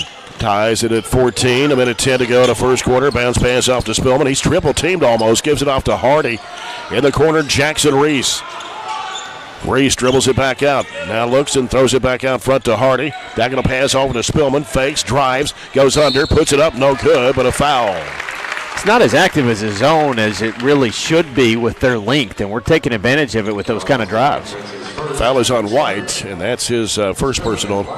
Number 3 on the Indians here in the quarter. And Tate Spillman back to the line here. 6 points in the quarter for Tate Spillman, Had an old-fashioned three-point play. First of two, good. Collins. Cochran transferred from Collins. That's right. Yeah. Thanks, Butler, for bailing us out there with things that I can't remember. Spillman back of the line for one more. 15-14 Trojans, 55.8 to go. First period of play. Spillman puts it in the air, got it. 3 for 3. And now Bray Bewley comes back in for Barren County. And Will Brody Spillman will check into the Trojan lineup. 6'2 senior. Barren County up by 2 here. 55 seconds to go in the first quarter. Loy with the basketball. As Loy brings it in front court against Bray Bewley. Bounce pass, left elbow is White. Here's a three straight away, top of the key, no good. It's a quick trigger there. Yep. Plenty of time left in the quarter. Jackson Reese gives it off to Bray Bewley, 34 seconds, and he's called for carrying the ball. Didn't he put it on the floor? I don't know about that one, but no argument here. Now, Warren from Coach Warren Cunningham, but Warren seldom argues unless he's really frustrated. 28 seconds to go here in the quarter. Cochran with it. He'll send it out top now to White. And now White bounces off to Loy. As Bray Bewley tries to stay with him. He drives into the paint, and it's going to be a collision. Offensive foul, or are we? Yeah. Sure did. Will Brody. Yep. Will Brody taking the charge. Loy will commit his first. Yeah, 14 seconds, 13.9 to be exact. Yep. And a 2-2-1 here by Adair County as Reese has it. He'll get rid of the basketball. Up court it goes to Bewley. Will Brody's open over there in the corner. Can't find him. 5 seconds. 4, 3. Underneath. It's Decker. Laid it up and in. Perfect execution. That will end the quarter. And after one, it is Barren County 18, Adair County 14. We'll come back after this break, after this 1 minute timeout on WCLU 104.7 FM.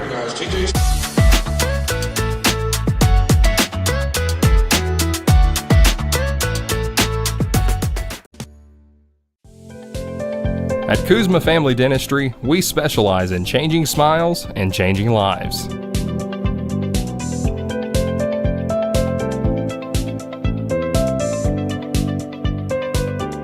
If you'd like to experience this wow factor transformation that not only can change your smile, but change your life, give Kuzma Family Dentistry a call at 270-651-2638, located at 501 West Main Street in Glasgow.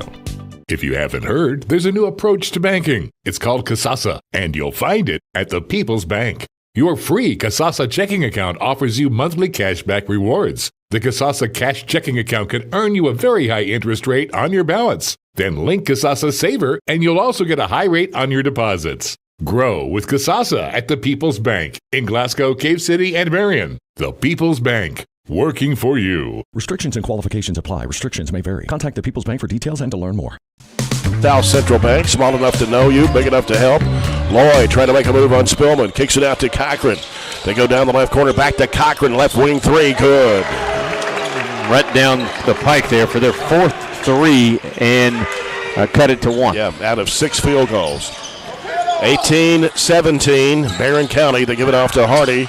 Bounce pass goes over to Decker on the right wing. Out top now, Spillman. Spillman gets cut off in there by Loy. Back to Hardy. Now Hardy trying to make a move on his defender. Goes inside a left hand. Oh, short armed that one. And it goes out of bounds. I don't know if it slipped out of his hand or what. Not sure there. I think he just short armed it. So Adair County with the basketball is Connor Loy with it for the Indians down the left side. Cochran comes over to set a screen. He goes into the lane. Kicks it off in the right corner. Grant for three. Way off. It's an air ball. Shot it over the rim.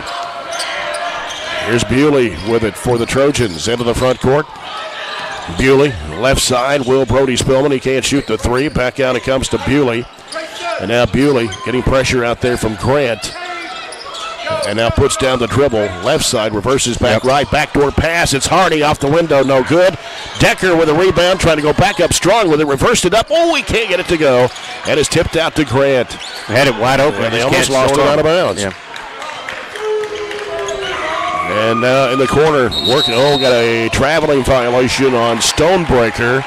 That is Solomon Stonebreaker that checked in, a 5'9 senior for the Adair County Indians. And now Clemens checks back in for the Trojans. Pick up. Man-to-man. Yeah, full court man. They went away from the zone and played us man. Now they're going full man. Reese gets the ball in play to Decker. Decker gives it to Spillman. Spillman crosses the line down the right side of the floor, trying to get around Cochran. He can't. Then Cochran goes into, and we got a foul on Cochran. Yeah, calling with a push. Adair County doesn't like the call. It's his first, team second.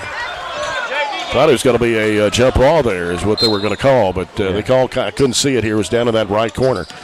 Here's Spillman with a basketball driving, gets cut off, reverses back left, gives it off to Decker. Top of the key, fires up a three, and it's no good. Gone cold here. Stonebreaker with a rebound for Adair County. Here's Loy down the lane underneath to Cochran. He got Decker off the floor, and a foul going to be called. Yeah. He went down pretty hard, too. Decker got the worst end of it, didn't he?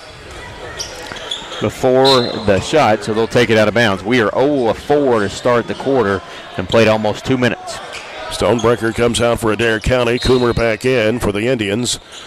And it is Grant to toss it in underneath. Shot rejected by Decker as that was Coomer trying to go up with a shot from the left side. So Grant will toss it in now for Adair County. Comes out to Loy. 2 minutes gone here in the second quarter. Barren County with an 18-17 lead. So working around the perimeter. Here's Loy. Fakes, drives into the lane, jump pass left side. Cochran, another three-point attempt. Good. Just rising and knocking down, yeah. It's the first lead in a while. Yeah, he's 6'7". They can really get up. That's 12 points for him in this half. And now Adair County has regained the lead 20-18. In the middle goes to Decker to give and go. Spillman left of the lane, turns, gives it back to Decker. Decker back over to Spillman again on the left side, trying to work it into the key. Jump shot is no, it's not going to be there. And put back up and in by Spillman. He came from nowhere to get the offensive rebound of the putback, and it ties it back up at 20. And a layup on the other end, Loy, and he's going to be fouled.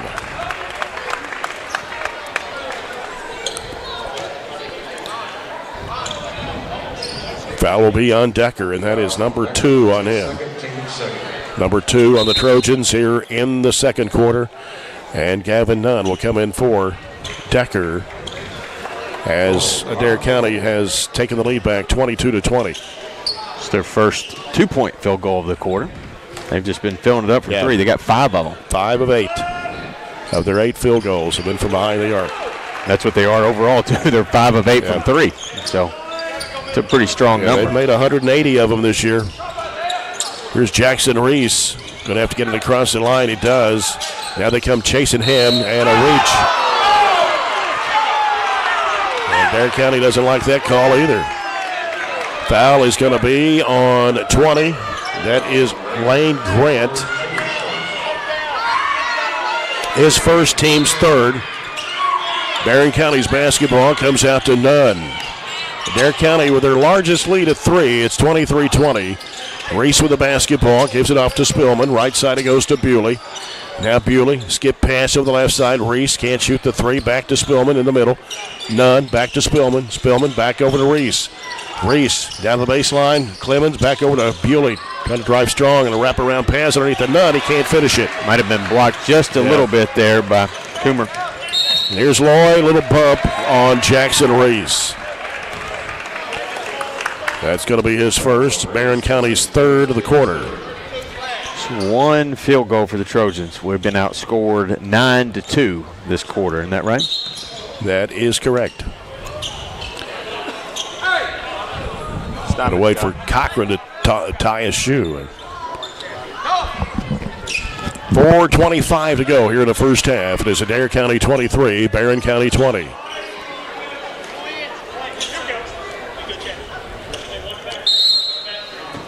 As Grant inbounds out to Loy.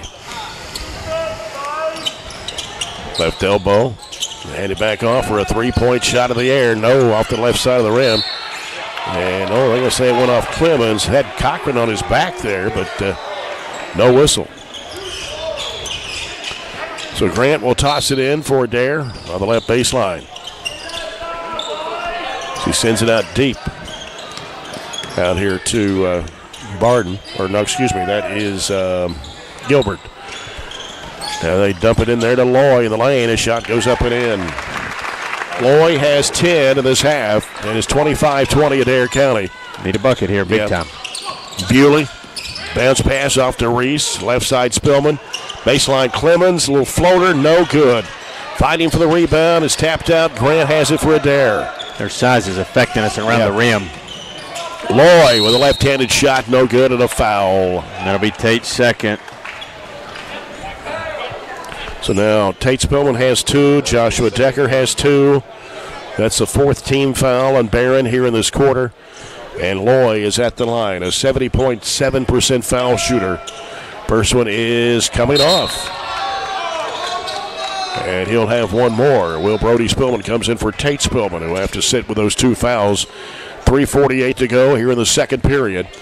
Loy back of the line for Adair County.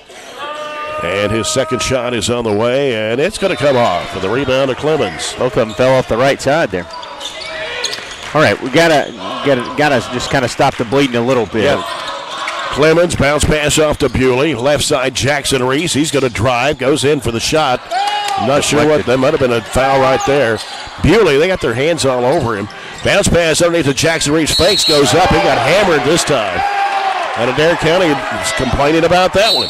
Yeah. There's a technical foul now been called. And he walked by that's exactly what they needed to have right there. Yeah, he walked by the official and said the magic word.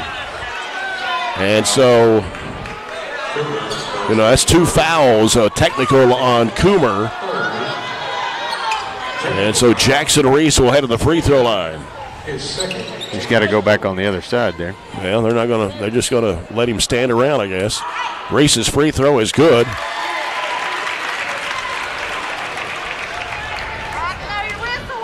(25-21). Second shot is up, good for Reese. They're going to let him stay on the line? Okay, for these technical free throws. And Reese puts it up and in. 3 in a row. And let's see if he can go 4 in a row. He does.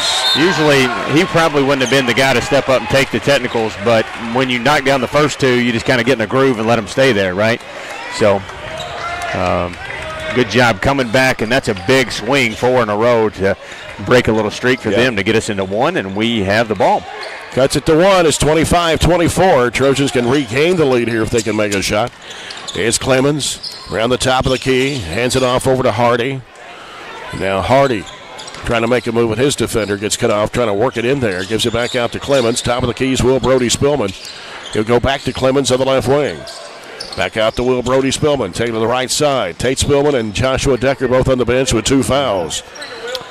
2 of our leading scorers. We're going to have some others step up and provide that offense. Right. Left side, it goes to Clemens. Clemens gives to Will Brody Spillman. Dribbles it out, gives it to Hardy. Hardy working around to the right side, gives to Bewley. Nunn coming over to set a screen for him. Bad pass on the floor. Yeah. Threw it to the wrong arm there. Yep. And here's Loy with it for the Indians. Drives it into the paint. Little 10-foot jumper. Rims off.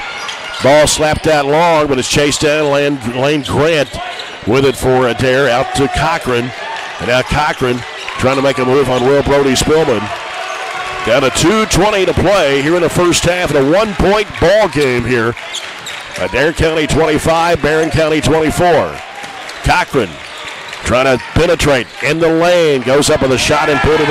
Yeah, they cleared it out there. Similar, they did that earlier. They just cleared it out, let him go, and that's what his size is able to do for him.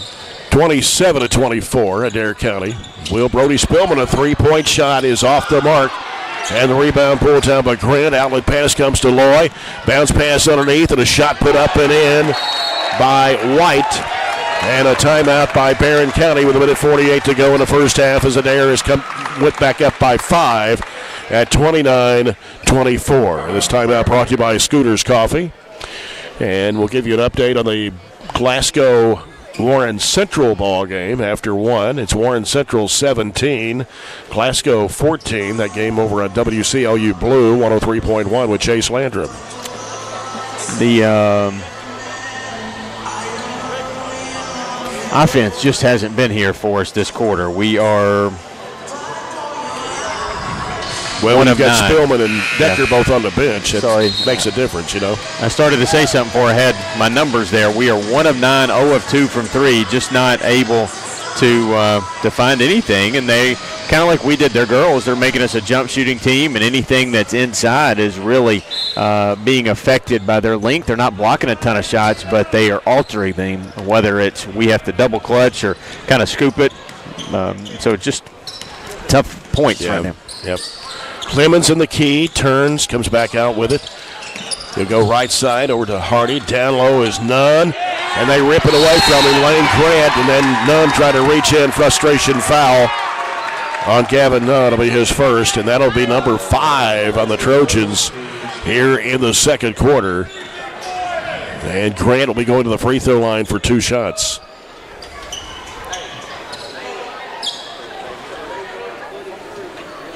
Going to get Ian Mannion to the ball game here after this first free throw from Lane Grant. He puts it up, and it's no good. He's only a 43.8% foul shooter. Mannion checks in, 6-foot senior.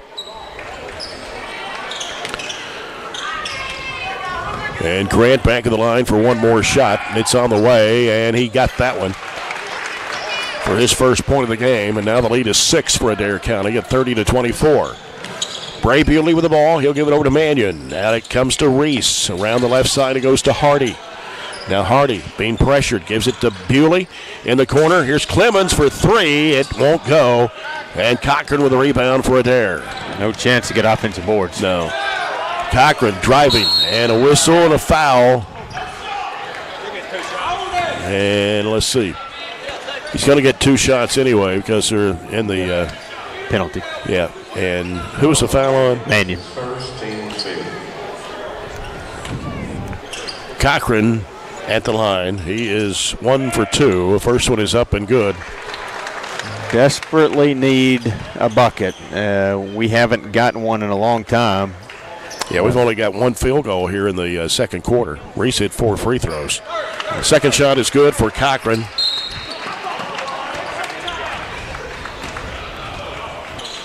Timeout by Adair with 1:07 to go here in the first half. It's 32-24 now.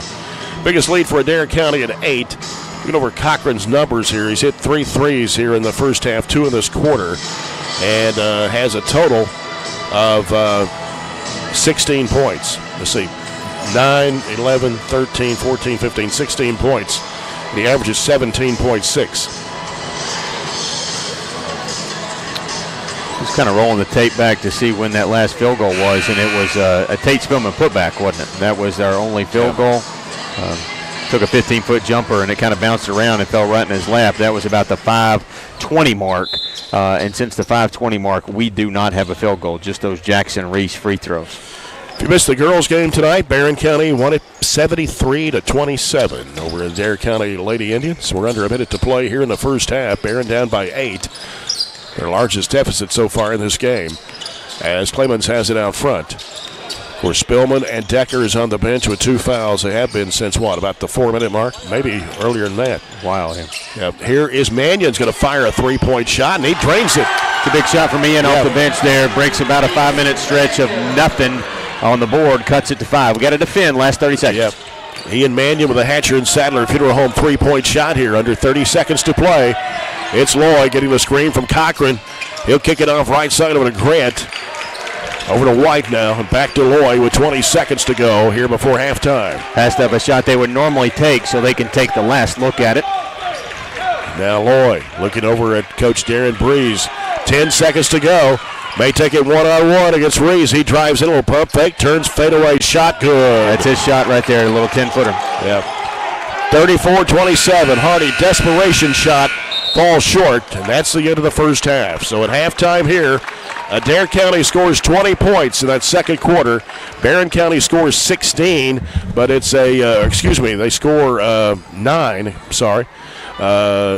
It was a 20-9 second quarter for Adair County. They lead it now 34-27 here at the break. And we'll come back with our halftime report brought to you by SCRTC after this 2-minute timeout here on WCLU 104.7 FM.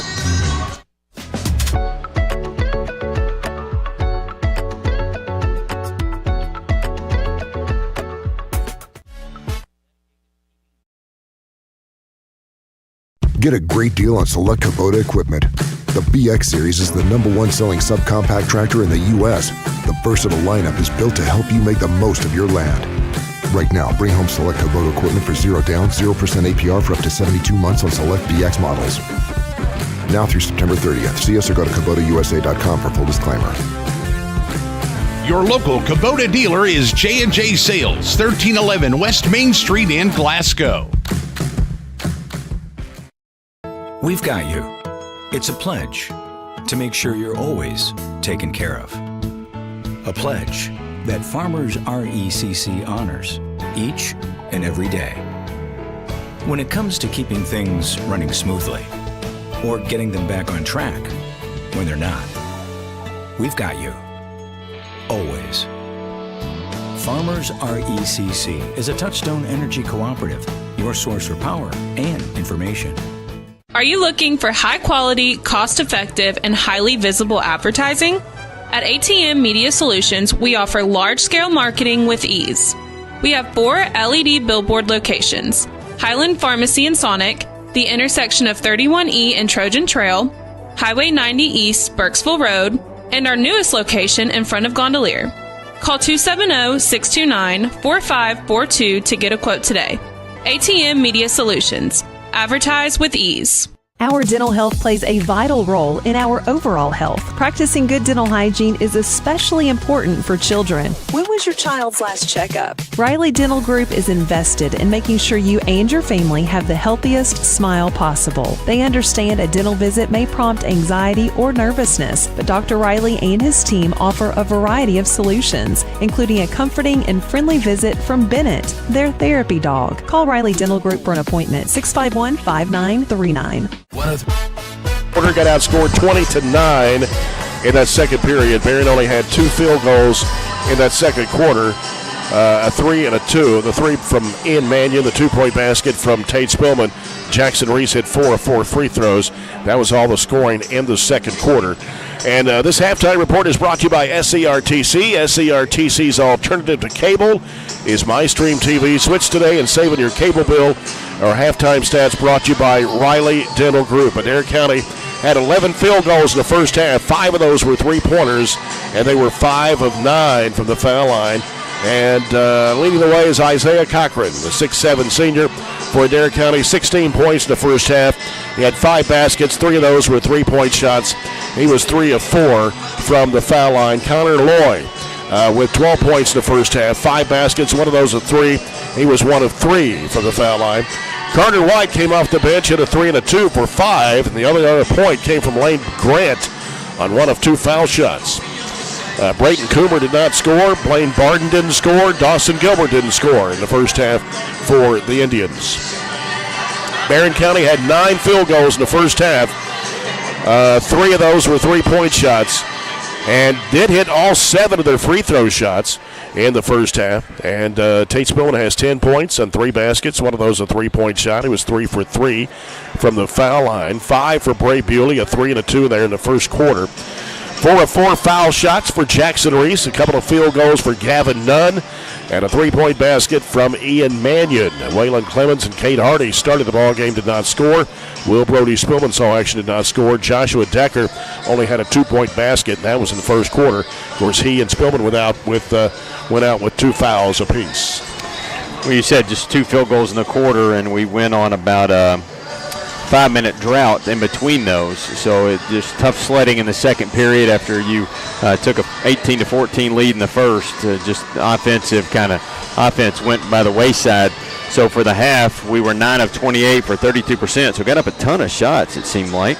I'm checking my math there. 9 of 28 for 32%, 3 of 10 from 3. Let's see, 11 of 21 for Adair County for 52%. They also shot plus 50 from 3. They were 5 of 9. So, almost half of their field goals there coming from distance, and it feels like their big man there is really just kind of wearing us out. Cochran, 6'7". We don't have anybody that can match his size, but he's not necessarily doing that in the paint. He's doing as much stepping out behind the arc as anything. So turnovers not an issue either way. 3 for us, 4 for them. And rebounds, they are dominating us. 26-12. 3 offensive boards for them, 5 offensive boards for us, and it's just a matter of this is a really good basketball team, and when we're struggling offensively to get into the paint, then we aren't scoring. It doesn't help that maybe your best defender is on the bench with 2, and really just kind of struggled all together. But it's not a whole lot of people doing damage for them like it shows on their stat sheet.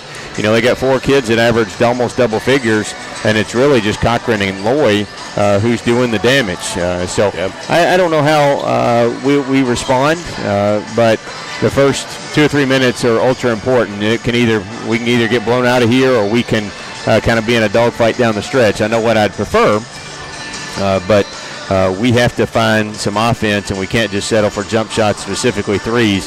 We got to work it inside and score it, like that little play there on the replay. Just getting inside has just come far and few between. Update score on the Warren Central Glasgow boys game. It's halftime there at Warren Central, and the Dragons lead the Scotties 35-25. At the half, they came over on WCLU Blue Channel 103.1 with Chase Landrum.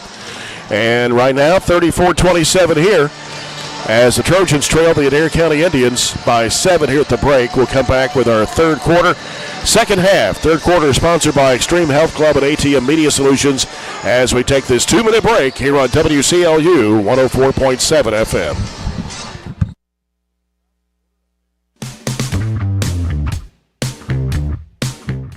3.7 WHHT plays country's hottest hits from today's country artists, like Hey, what's up? It's Morgan Wallen.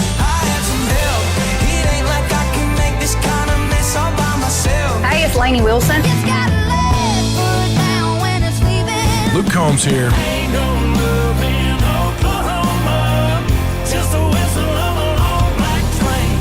great country that you can listen to longer with local community information that you need on 103.7 WHHT. At Don Franklin, we're about more than just selling cars. We're about families, generations of them. Founded by my parents in 1968, we've been here growing alongside you. From the first family car to the newest model for the next generation, our values of trust, care, and commitment are in every handshake, every deal. With over 5,000 vehicles to choose from, check them all out at donfranklinauto.com. Don Franklin, driven by family.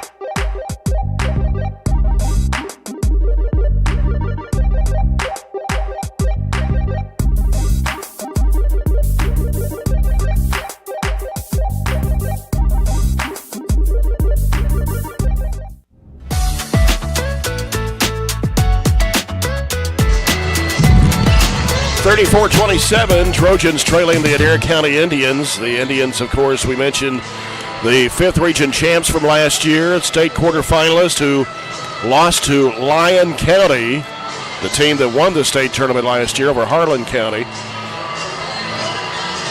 It was close, though, wasn't it? It was close. I forgot what the score was, but I'd have to look back real quick. But they played Lyon County in the state quarterfinals last year, the state tournament.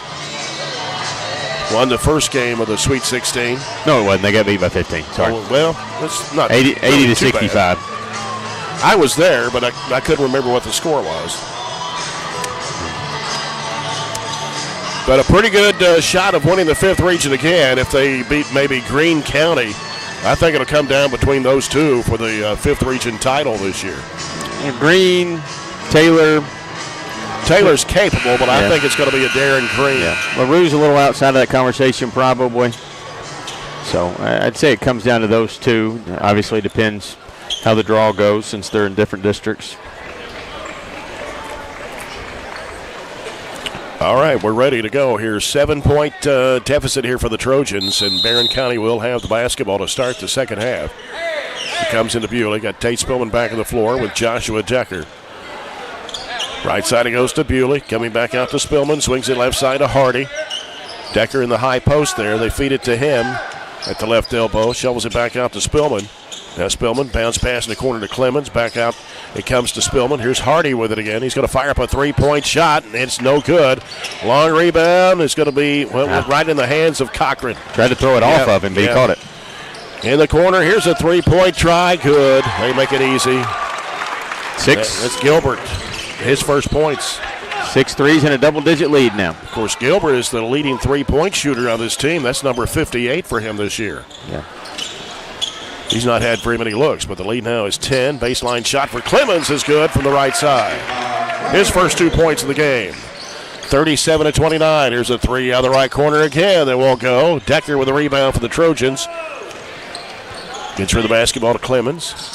Clemens in the corner to Bewley. Bewley now looks back out for Hardy. Hardy floats it in there to Decker. Throws it behind him underneath to Clemens. He puts it up and in off the window. Clemens both buckets here for Barren to start the second half, and it's 37-31. The largest lead was 10 at 37-27. Cochran fires up a three-point shot that won't go, and Hardy with a rebound.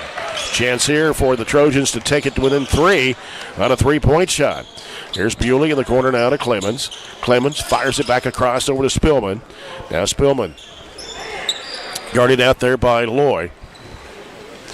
Give it back out front to Bewley now. As Bewley, left elbow Clemens, down low. Here's Decker, posted up in there against Cochran, trying to reverse it up, and Cochran just takes it away from him. Down the lane, here's Loy with a layup with the left hand for point number 14. Didn't have him ready to match his speed. He just accelerated to the rim. 39-31, back up to 8 now for Adair County. Just under 6 minutes to play here in the third quarter. Hardy with the basketball. He has not scored in this game tonight. Bewley on the left wing, back out to Hardy. Hardy out between the circles now. Feeds it the left elbow now to Decker and a give and go. Back to Hardy, 15-foot jump shot, no good. Rebound comes off to Loy for Adair County. Loy down the right side, cuts back left, kicks it off in the corner. 3 for Gilbert is good. Shot one for the right corner, now gets this one for the left corner. And it's up to an 11-point lead now for Adair County at 42-31. It's nice when you got over a 2,000-point scorer who drives it and gets covered up, and then he's got almost a 50% three-point shooter just to kick it to anytime he wants it. Left corner, right corner, back-to-back threes, and that first 3 minutes I talked about has gone to Adair County as they've been able to extend the lead as they've scored 8 to our 4. And that's the Gilbert. He's hit both threes here in the third. That's number 7 on the team here for Adair County. They average what, 7 a game? Or 8? 7.8. Okay. So well, close to 8. Yeah. They have gotten there, and they're still majority of the game, or majority of the half left anyway. They have gone back to that zone. They abandoned it a few times in the first half and went man when they weren't really happy with how that was working. But they are back to the 2-3 zone and very active in it now. As Bewley brings it in front court for the Trojans. Left side it goes to Spillman.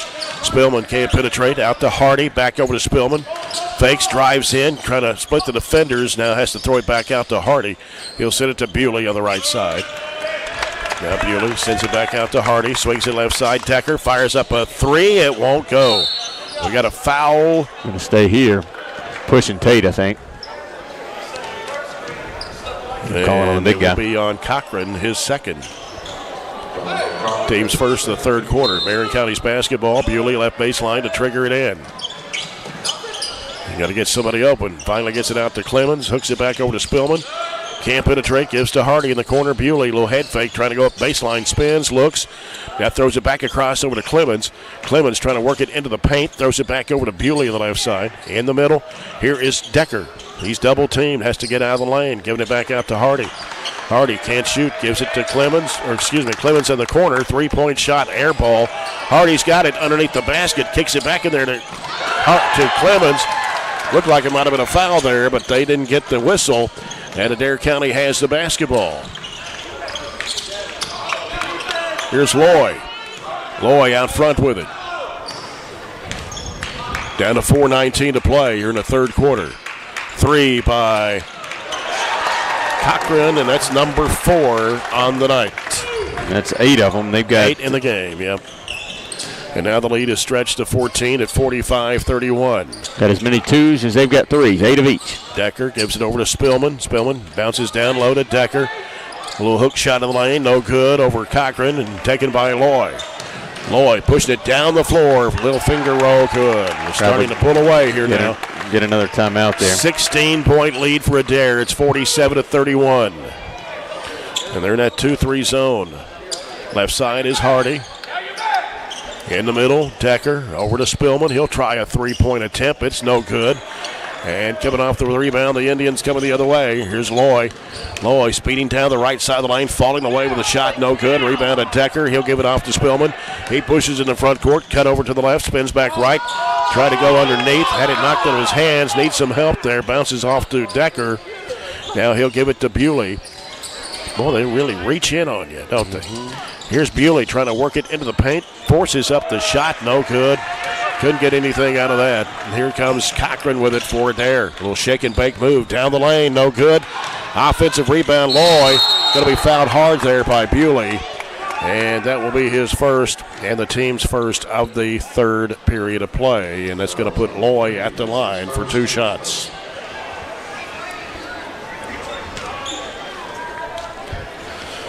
Loy is 1 of 3 from the stripe tonight. 16 points in the basketball game. The free throw is good. Jackson Reese, Gavin Nunn, Ian Mannion will check into the Trojan lineup for Hardy, Clemens, and Decker. 48-31 Adair County. One more for Loy. It's on the way, and it rattles out. Rebound Ian Mannion. It's like the only thing they're not hitting is their free throws. Yeah. Spillman with it on the left side. Barren went 7 for 7 at the line in the first half. Hasn't been to the line here in the second. Down to 2:43 to play. Bounce pass off to Mannion. It goes underneath between the legs of Nunn. A turnover. Here comes Cochran. Driving and threw it off of Nunn, and it goes out of bounds. She ran out of real estate down there on the right baseline. Turnovers really haven't been the problem. There's just 4 of them for the game, and we're getting up a ton of shots as Adair County takes a full timeout here. But the problem is we're just not hitting them. We've got 4 made field goals in the last 2 periods. So big droughts, big stretches, and this is not a team that averages almost 80 points a game that you want to go on offensive droughts against. Right. Yeah, only 4 field goals since the first quarter for the Trojans. And one of those a 3-point shot from Ian Mannion back in the second quarter. Jackson Reese hit 4 free throws there in the second period, and that's been it for Barren County here since the first quarter when they led 18-14 over Adair County. 2:32 to go here in the third quarter. And let's see if I got an update on the Glasgow-Warren Central game. Nope. Still 35-25, the halftime score. Central on top of the Scotties. Trojanettes winning earlier tonight, 73-27 over Adair County. And we'll be back here Tuesday night for the last regular season home game against Metcalfe County. Girls game will start at 6. The boys game to follow will be on there at 5:45 Tuesday night here from Bobby Steenbergen Court at Barren County High School gym. Question. You've got 28 on the column at halftime. I don't think they counted that Tate Spillman 3 of 3 on the board, and that's why it was 27 at the half instead of 28. Well, that's a question we can look at as they finally miss a 3. Well, they tried to save it in bounds. Reese was going for it over the corner, was going to let it go out of bounds. So, 17, 21, 25, 20. Okay, I guess they did. They would count that as a 2. I'll have to look in the book, but I thought sure it was a 3. I thought they signaled it a 3. That was one of the first baskets scored for Barren County. Spillman with a basketball, out front with it on the left side. Reverses back right, down to 2:10 to play. 17-point lead here late in the third period for Adair County. Mannion gives it off to Spillman, gets a screen from Nunn, has nowhere to go, bounces back over to Bewley. Bewley throws it over the left side. Jackson Reese, his baseline jumper is good. Need a ton more of those, and that's just not something we've done tonight. If we could have made a few more shots, they're not that much different than we are, but clearly when you make shots, it creates separation. Yeah. Of course, they got some height, too, with Cochran, and Coomer at 6'6". And Loy's a fantastic scorer. Yeah, he is. Yeah. Makes it difficult. Here's Cochran. Gives it off to Coomer. Coomer fakes, drives against Nunn. Nunn had his hands on him, so that'll be his second personal. Number 2 on the Trojans here in the quarter. 126. Coomer didn't play a long time after he got that technical. They finally put him back in there. And Gilbert will toss it in. Gilbert's knocked down 2 threes here in this third quarter. A little step in for him, but didn't work. They just pull it back out. Yep. Loy with it for Adair. He'll give it to Gilbert. Now Gilbert trying to drive against Bewley. And Bewley took it away. Yeah, he took it away. Saved it in bounds, too. Here's Bewley with the basketball. Gets it in front court. Bewley stops, looks, throws it out to Spillman. Spillman will bounce it back out to Bewley. Trying to penetrate in the lane. Scoop shot up too strong. Nunn puts it back up. No good. Gotta make it. Ball gets knocked away. A lot of contact there. Nunn feeds it down into Reese. Trying to feed it underneath the Mannion. He loses it out of bounds.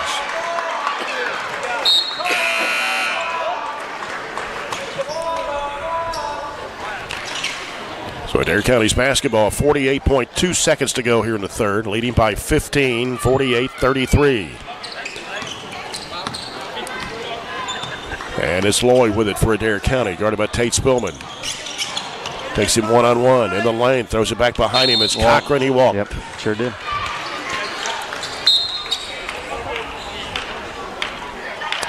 Will Brody Spillman and Cade Hardy checking back into the Trojan lineup. Bray Bewley gets a break, and Ian Mannion will go out as well. 33 seconds to go here in the third, 48-33 Adair County. Here's Jackson Reese. Reese sends it back out to Hardy. Hardy. Pass was deflected, trying to go into Spillman. Turnover by the Trojans. Here's Loy. Crossover dribble left. Leaves it out there with a three-point shot that is no good. Offensive rebound, and their stonebreaker travel. Got a huge break there. We go down there, turn it over, and then give them a three and an offensive rebound, and they'll actually give it back to us with 8.1. Cade Hardy with it on the right side. Hardy getting a screen from Nunn. Hooks it back over to Spillman. Taken away by Cochran. Stolen back by Reese. He fires up a three. It's an air ball, and that's the end of the third quarter. So after three, it's Adair County 48, Barren County 33. The Trojans held to only 6 points in the third period. We'll be back after this 1 minute timeout on WCLU 104.7 FM.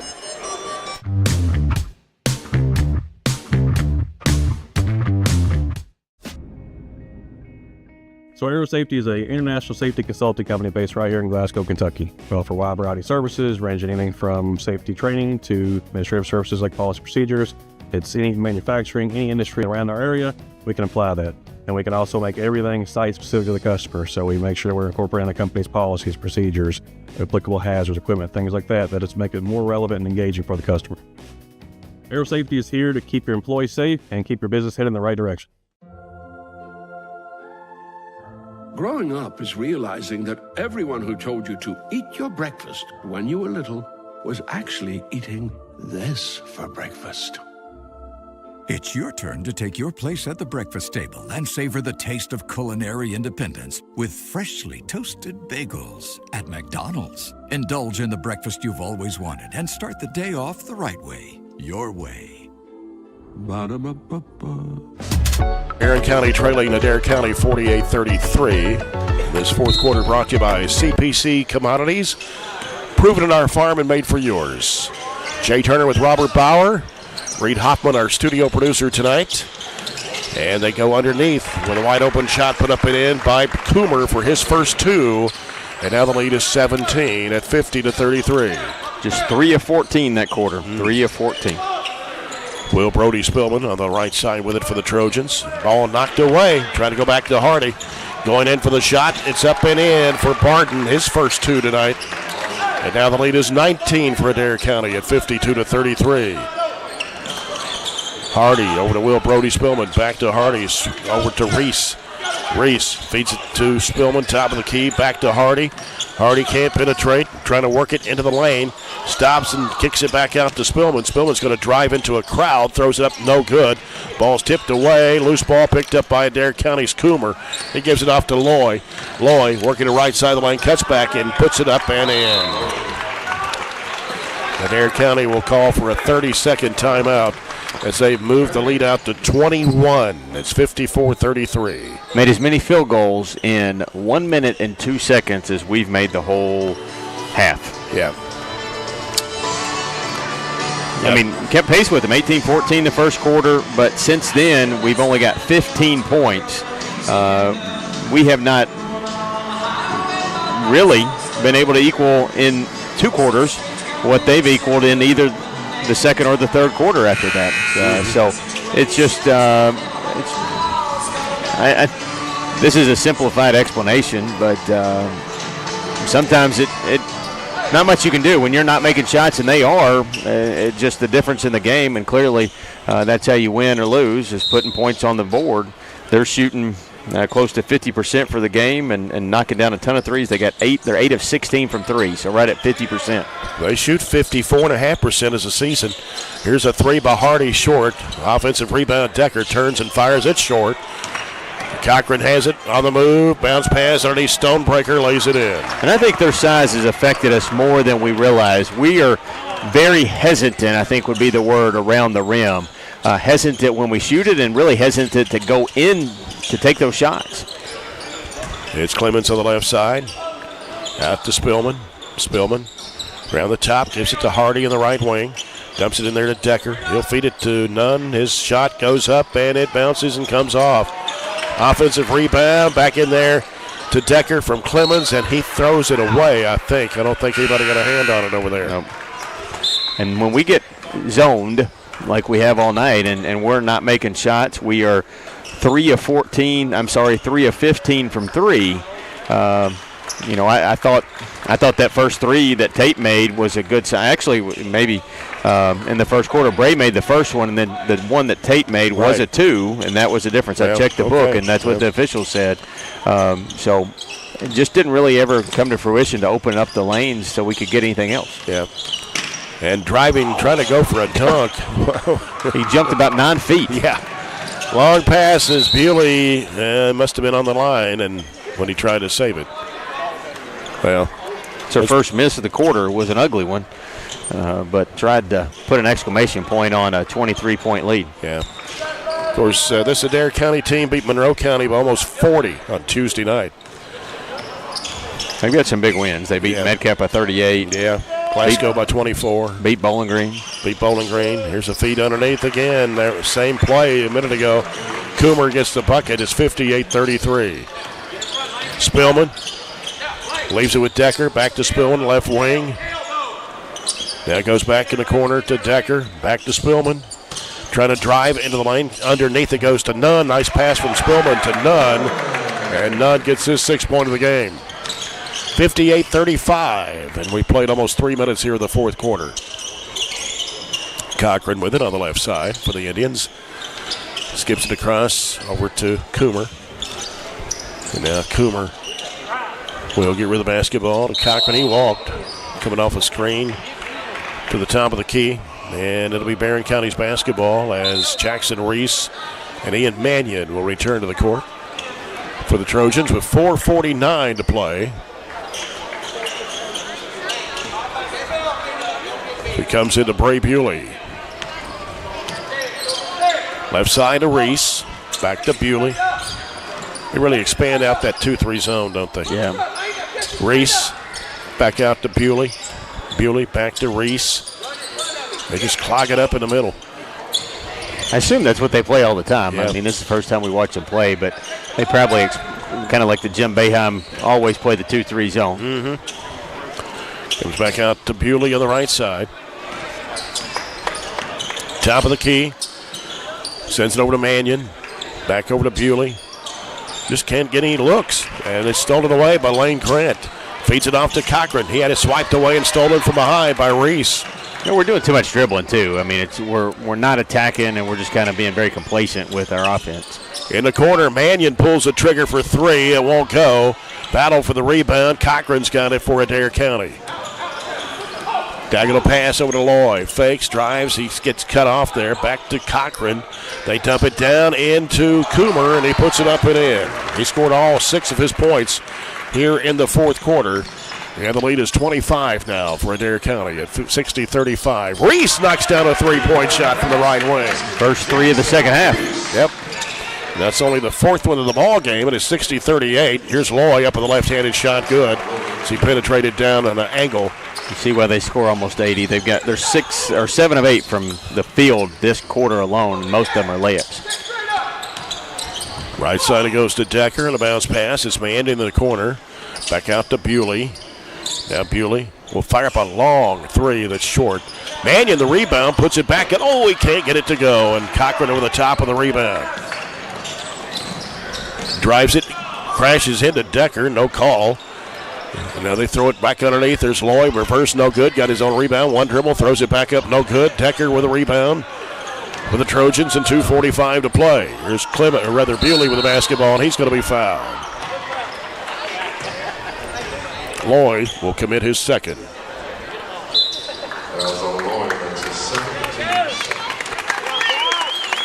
So Darren Breeze pulls his starters. 2:42 to go in the game, up with 24. And it's Bewley to put the ball in play to Reese. He'll give it back to Bewley. Over to Mannion. Back out to Bewley. Bounces down in there to Decker. Posted up in there. Shot goes up, no good, but a foul. And I believe it's on Gilbert. It's going to be his team second of the quarter. So Joshua Decker, only 2 points in this basketball game, and that was the field goal he hit back in the first period. Shot goes up and in. Decker, 59.5% foul shooter on the season. And now coming in for Barren County will be Ben Blackburn. Haven't seen much of him the last few games. I don't know if he's been under the weather or what, but 6'2 junior. He's been playing some minutes last few ball games until recently. Decker hits the second one. Going to get Carson Browning the ball game, a 6'4 sophomore, along with Briggs Harris, 5'9 sophomore. Did I miss anybody? Will Brody Spillman's back in. Got Ian Mannion in the court. 62-40. 2:22 to play. Adair County with the basketball. It's White. We'll give it over the right side now to Gilbert. Back around the perimeter. It's Jade Miller who's in the ball game, number 23 for the Indians. Here's a shot out of the left corner that is short. And it's poked back in bounds somehow. Underneath for a shot put up and into the right side of the rim by Carter White. 64-40. And a minute 55 to play here in the game. Here's Blackburn with the basketball. Will Brody Spillman for three. Swish. Hatcher and Sadler, three-point shot for Will Brody Spillman. It's 64-43. And a minute 42 to go in the basketball game. And having trouble. Throw it behind him over to Stonebreaker. Stonebreaker up in traffic. No. Offensive rebound. Gilbert back up. No. But a foul on the Trojans. Stops the clock with a minute 29. And it'll be on Carson Browning. First foul of the fourth quarter against the Trojans, and that's going to send Dawson Gilbert to the free throw line. He is 33 of 39 from the stripe on the season. Knocked down a couple of threes back in the third period, but he misses the free throw. And he'll have one more. If it was a free throw shooting contest, we'd have won tonight. Yeah. Yep. We were perfect, 9 for 9. Second shot good for Gilbert. They were 5 of 9 in the first half. 65-43.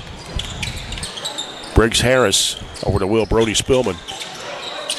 Now Will Brody Spillman gets rid of the basketball to Mannion. Mannion's going to drive in. Here's his floater. No good. Tipped away, tipped around. Mannion throws it back across to Will Brody Spillman. Couldn't handle it. And here come the Indians with a minute 7 to play in the basketball game. Gilbert driving, going underneath, flipping it up, no good, but a foul. Will Brody Spillman commits his first, team second.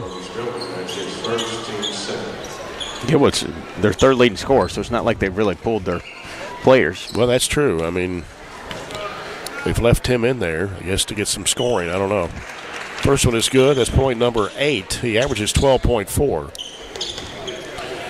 Guess they're trying to get his average. I don't know. White plays a lot. I mean, a couple of these kids do play a ton. Hits both free throws to make it 67-43. Trenton Breeze, 5'5" sophomore. I guess that's Darren's son, right? Yeah. Where's number 2? About the same size Darren Breeze was in high school. 67-43. Here's Harris trying to drive against his defender. Sends it out to Carson Browning. Now here's Blackburn with the top of the key. Fakes, drives, right side. Gives it over to Haynes.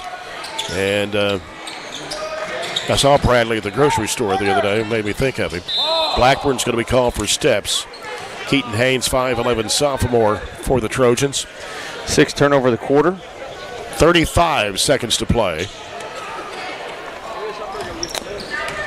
Barren has scored 10 points this fourth quarter, the most they've scored since the first. Yeah, 9-point quarter, 6-point quarter, 10-point quarter. That's tough when you're playing caliber of Adair. Right. Down to 20 seconds to go. Stonebreaker is going to get tripped up in the lane. And foul on Carson Browning will be his second. Give you an update on the Glasgow. How about this one after 3? Warren Central 64, Glasgow 37. They've really blown that one wide open. Shot put up and in. That's Miller scoring for Adair County, 69-43. Mannion gives it off to Blackburn. He drives under, puts it up, missed the layup. Ball is slapped down, loose ball, and it's taken by Adair. They'll just run the clock out, and Adair County will win it 69-43 over Barren County here tonight. Trojans dropped to 16-10 on the year. Adair County improves to 20-4 on the season. We'll come back, get ready for our post-game report after this fourth quarter 2-minute break here on WCLU 104.7 FM. Cold weather means you've got some things to take care of, like heat to keep you warm and comfortable. Put it on your list of things to do. A call to Southern States Glasgow to fill your propane tank. Southern States is one of the top suppliers of propane gas in the country, and your Southern States in Glasgow is the local, smart, reliable source for all your propane needs. Safe, clean-burning propane gas is the premier energy source for heating and appliances. Call 651-6167 and 651-2159. And we are now on 120 Cross Street, just off 31 East South. Just past the railroad tracks. Reliable internet and great customer service? 2 things you'd like to have? I'm talking local service and quick response when my internet is out, which never happens, by the way. That's exactly the type of customer service you get from an awesome internet provider like SCRTC. Not only do they provide gig speed and superior Wi-Fi solutions, SCRTC backs it up with phenomenal customer service. That is true value in an internet provider. Go to scrtc.com and get yours with an unmatched service guarantee. Attention home buyers and homeowners. If you're shopping for a mortgage or considering home financing, call one of Kentucky's top mortgage lenders, South Central Bank. Recognized as the area's best mortgage company, we are ready to help you walk through every step of the borrowing process. With experienced lenders and a full range of loan solutions that suit your budget, South Central Bank can make your dreams become reality. Contact us today. You can even apply online at southcentralbank.com. Member FDIC Equal Housing Lender. At Kuzma Family Dentistry, we specialize in changing smiles and changing lives.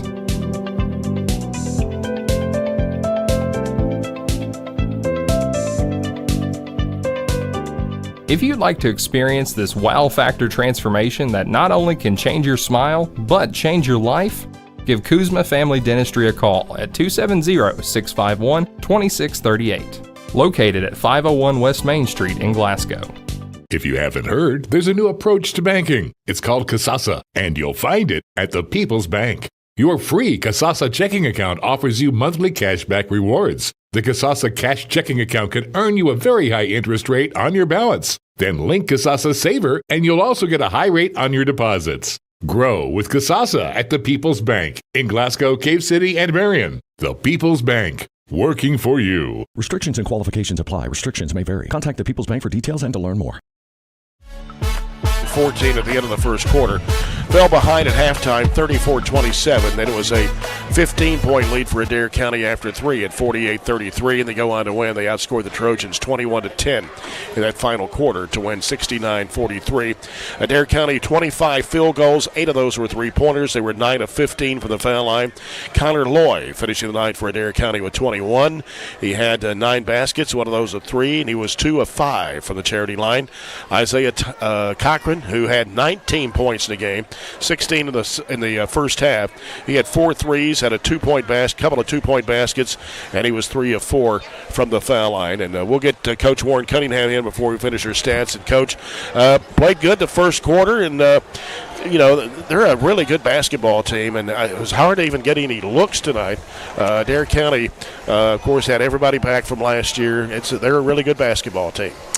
Yeah, they are. They're really good, and when you make mistakes and you don't finish plays, they certainly make you pay for them, and they did that to us all night. You look at Cochran, you look at Loy, the 1-2 punch they have. They were hard to stop tonight. Yeah, they were, and we let Loy get to the rim all night, which you can't do, and he's really, really good. He is as good of a guard that he didn't get a lot of attention, and I think he's as good of a guard as we play. I mean, the guy averages 21 points a game on 13 shots. He shoots 69% from 2-point, and for a guard, that's unheard of. Yeah. It tells you he shoots a lot of layups, but it also takes a lot of skill and talent to shoot layups the whole game. Yeah, and I mean, Cochran was going there, and we're in pretty good shape early, and I thought the difference in them stretching out the game or stretching out the lead, they finished plays around the basket and we didn't.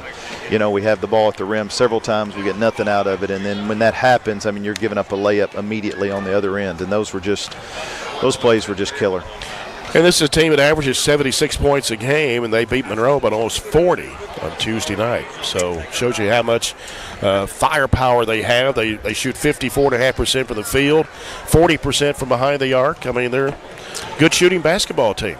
Yeah, they are. They're just really good. They've got size. They've got guards. They shoot it, and they won the regional tournament last year in the 5th, and they got all those guys back. They advanced in the state tournament, and I know the 5th is really good, but they've certainly got a chance to do that again. Yeah. Well, you've got one more home regular season game left against Metcalfe County on Tuesday, a team that's kind of been up and down this year. They're 8-14 shows their record, but they got a couple of good players in Button and Jesse. Yeah, like a lot of other people, you can't pay a whole lot of attention to records, especially at this point in the year. You just got to – everybody is trying to fine-tune things, and they've been very competitive with a lot of the same teams we've been competitive with.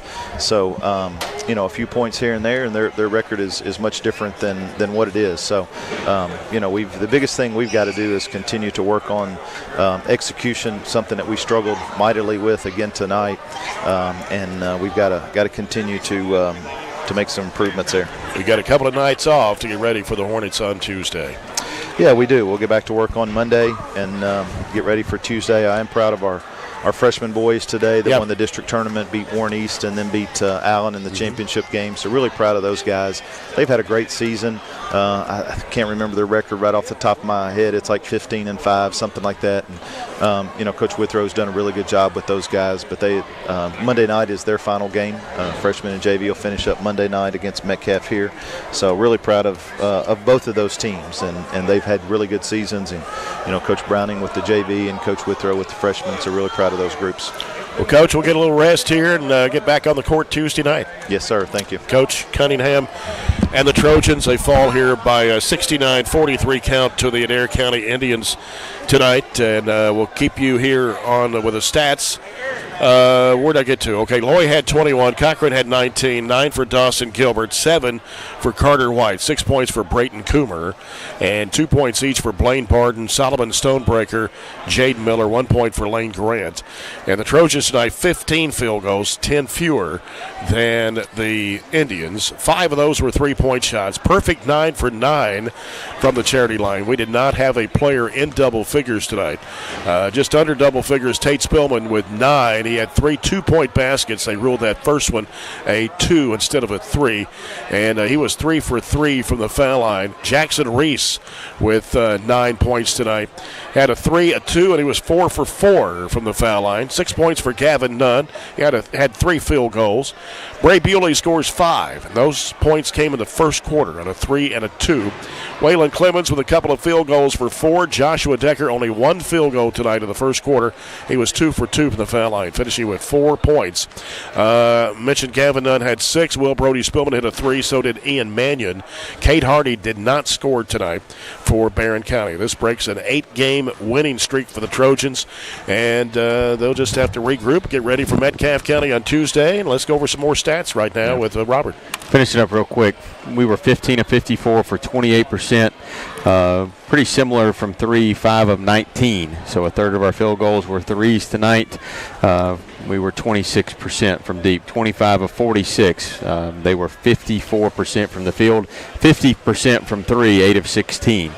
We turned it over 13. They turned it over 11. They killed us on the boards, 43 to 25. 13 offensive for us, 8 for them. We didn't really have a lot of opportunities to rebound when the other team's shooting 54%. So that's not an unexpected stat. But they're just a good team. Obviously, we knew that coming in and hoped that we could keep it a little closer, just a 7-point margin there at half. And they outscored us 35 to 16 there in the second half. It just kind of blew us away and didn't really have a chance from the get-go. Yeah. Coach Cunningham's comments tonight were brought to you by Edward Jones Financial Advisors, Jamie Harris and Sheila Perkins. And I was checking to see if we had another scoreboard update here. Glasgow trailing Warren Central 64-37 after 3. Scoreboard update brought to you by Barren County Judge Executive Jamie Bewley-Byrd. We'll come back and wrap it up after this 3-minute postgame break here on WCLU 104.7 FM. Get a great deal on select Kubota equipment. The BX Series is the #1 selling subcompact tractor in the U.S. The versatile lineup is built to help you make the most of your land. Right now, bring home select Kubota equipment for 0 down, 0% APR for up to 72 months on select BX models. Now through September 30th. See us or go to KubotaUSA.com for full disclaimer. Your local Kubota dealer is J&J Sales, 1311 West Main Street in Glasgow. We've got you. It's a pledge to make sure you're always taken care of. A pledge that Farmers RECC honors each and every day. When it comes to keeping things running smoothly or getting them back on track when they're not, we've got you. Always. Farmers RECC is a Touchstone Energy Cooperative, your source for power and information. Extreme Health Club and Extreme Fitness for Women, both with 24-hour access. And Extreme Blend Smoothie Bar to help you refuel and recover. Over 8,000 square feet of weights in Extreme Health Club and ladies only at Extreme Fitness for Women, including tanning beds, both with access to saunas, infrared saunas, and the 90-degree saline therapy pool. You'll love the wide variety of classes with experienced instructors. Personal training is available and with the best in the business. Call or stop by today and see what everybody's talking about. Our dental health plays a vital role in our overall health. Practicing good dental hygiene is especially important for children. When was your child's last checkup? Riley Dental Group is invested in making sure you and your family have the healthiest smile possible. They understand a dental visit may prompt anxiety or nervousness, but Dr. Riley and his team offer a variety of solutions, including a comforting and friendly visit from Bennett, their therapy dog. Call Riley Dental Group for an appointment, 651-5939. Get in. We're making country great again. Come on. Whiskey River, take my mind. Willie 94.1. You got to have an ace in the hole. Willie 94.1. I'm a hard working man. The Big Willie. Oh, little rock. It's great country. Willie 94.1. We're making country great again, and we've got the Real Trader for you every weekday morning starting at 8. Join me, Mac Daniels, for it right here on Willie 94.1. At Don Franklin, we're about more than just selling cars. We're about families, generations of them. Founded by my parents in 1968, we've been here growing alongside you. From the first family car to the newest model for the next generation, our values of trust, care, and commitment are in every handshake, every deal. With over 5,000 vehicles to choose from, check them all out at DonFranklinAuto.com. Don Franklin, driven by family.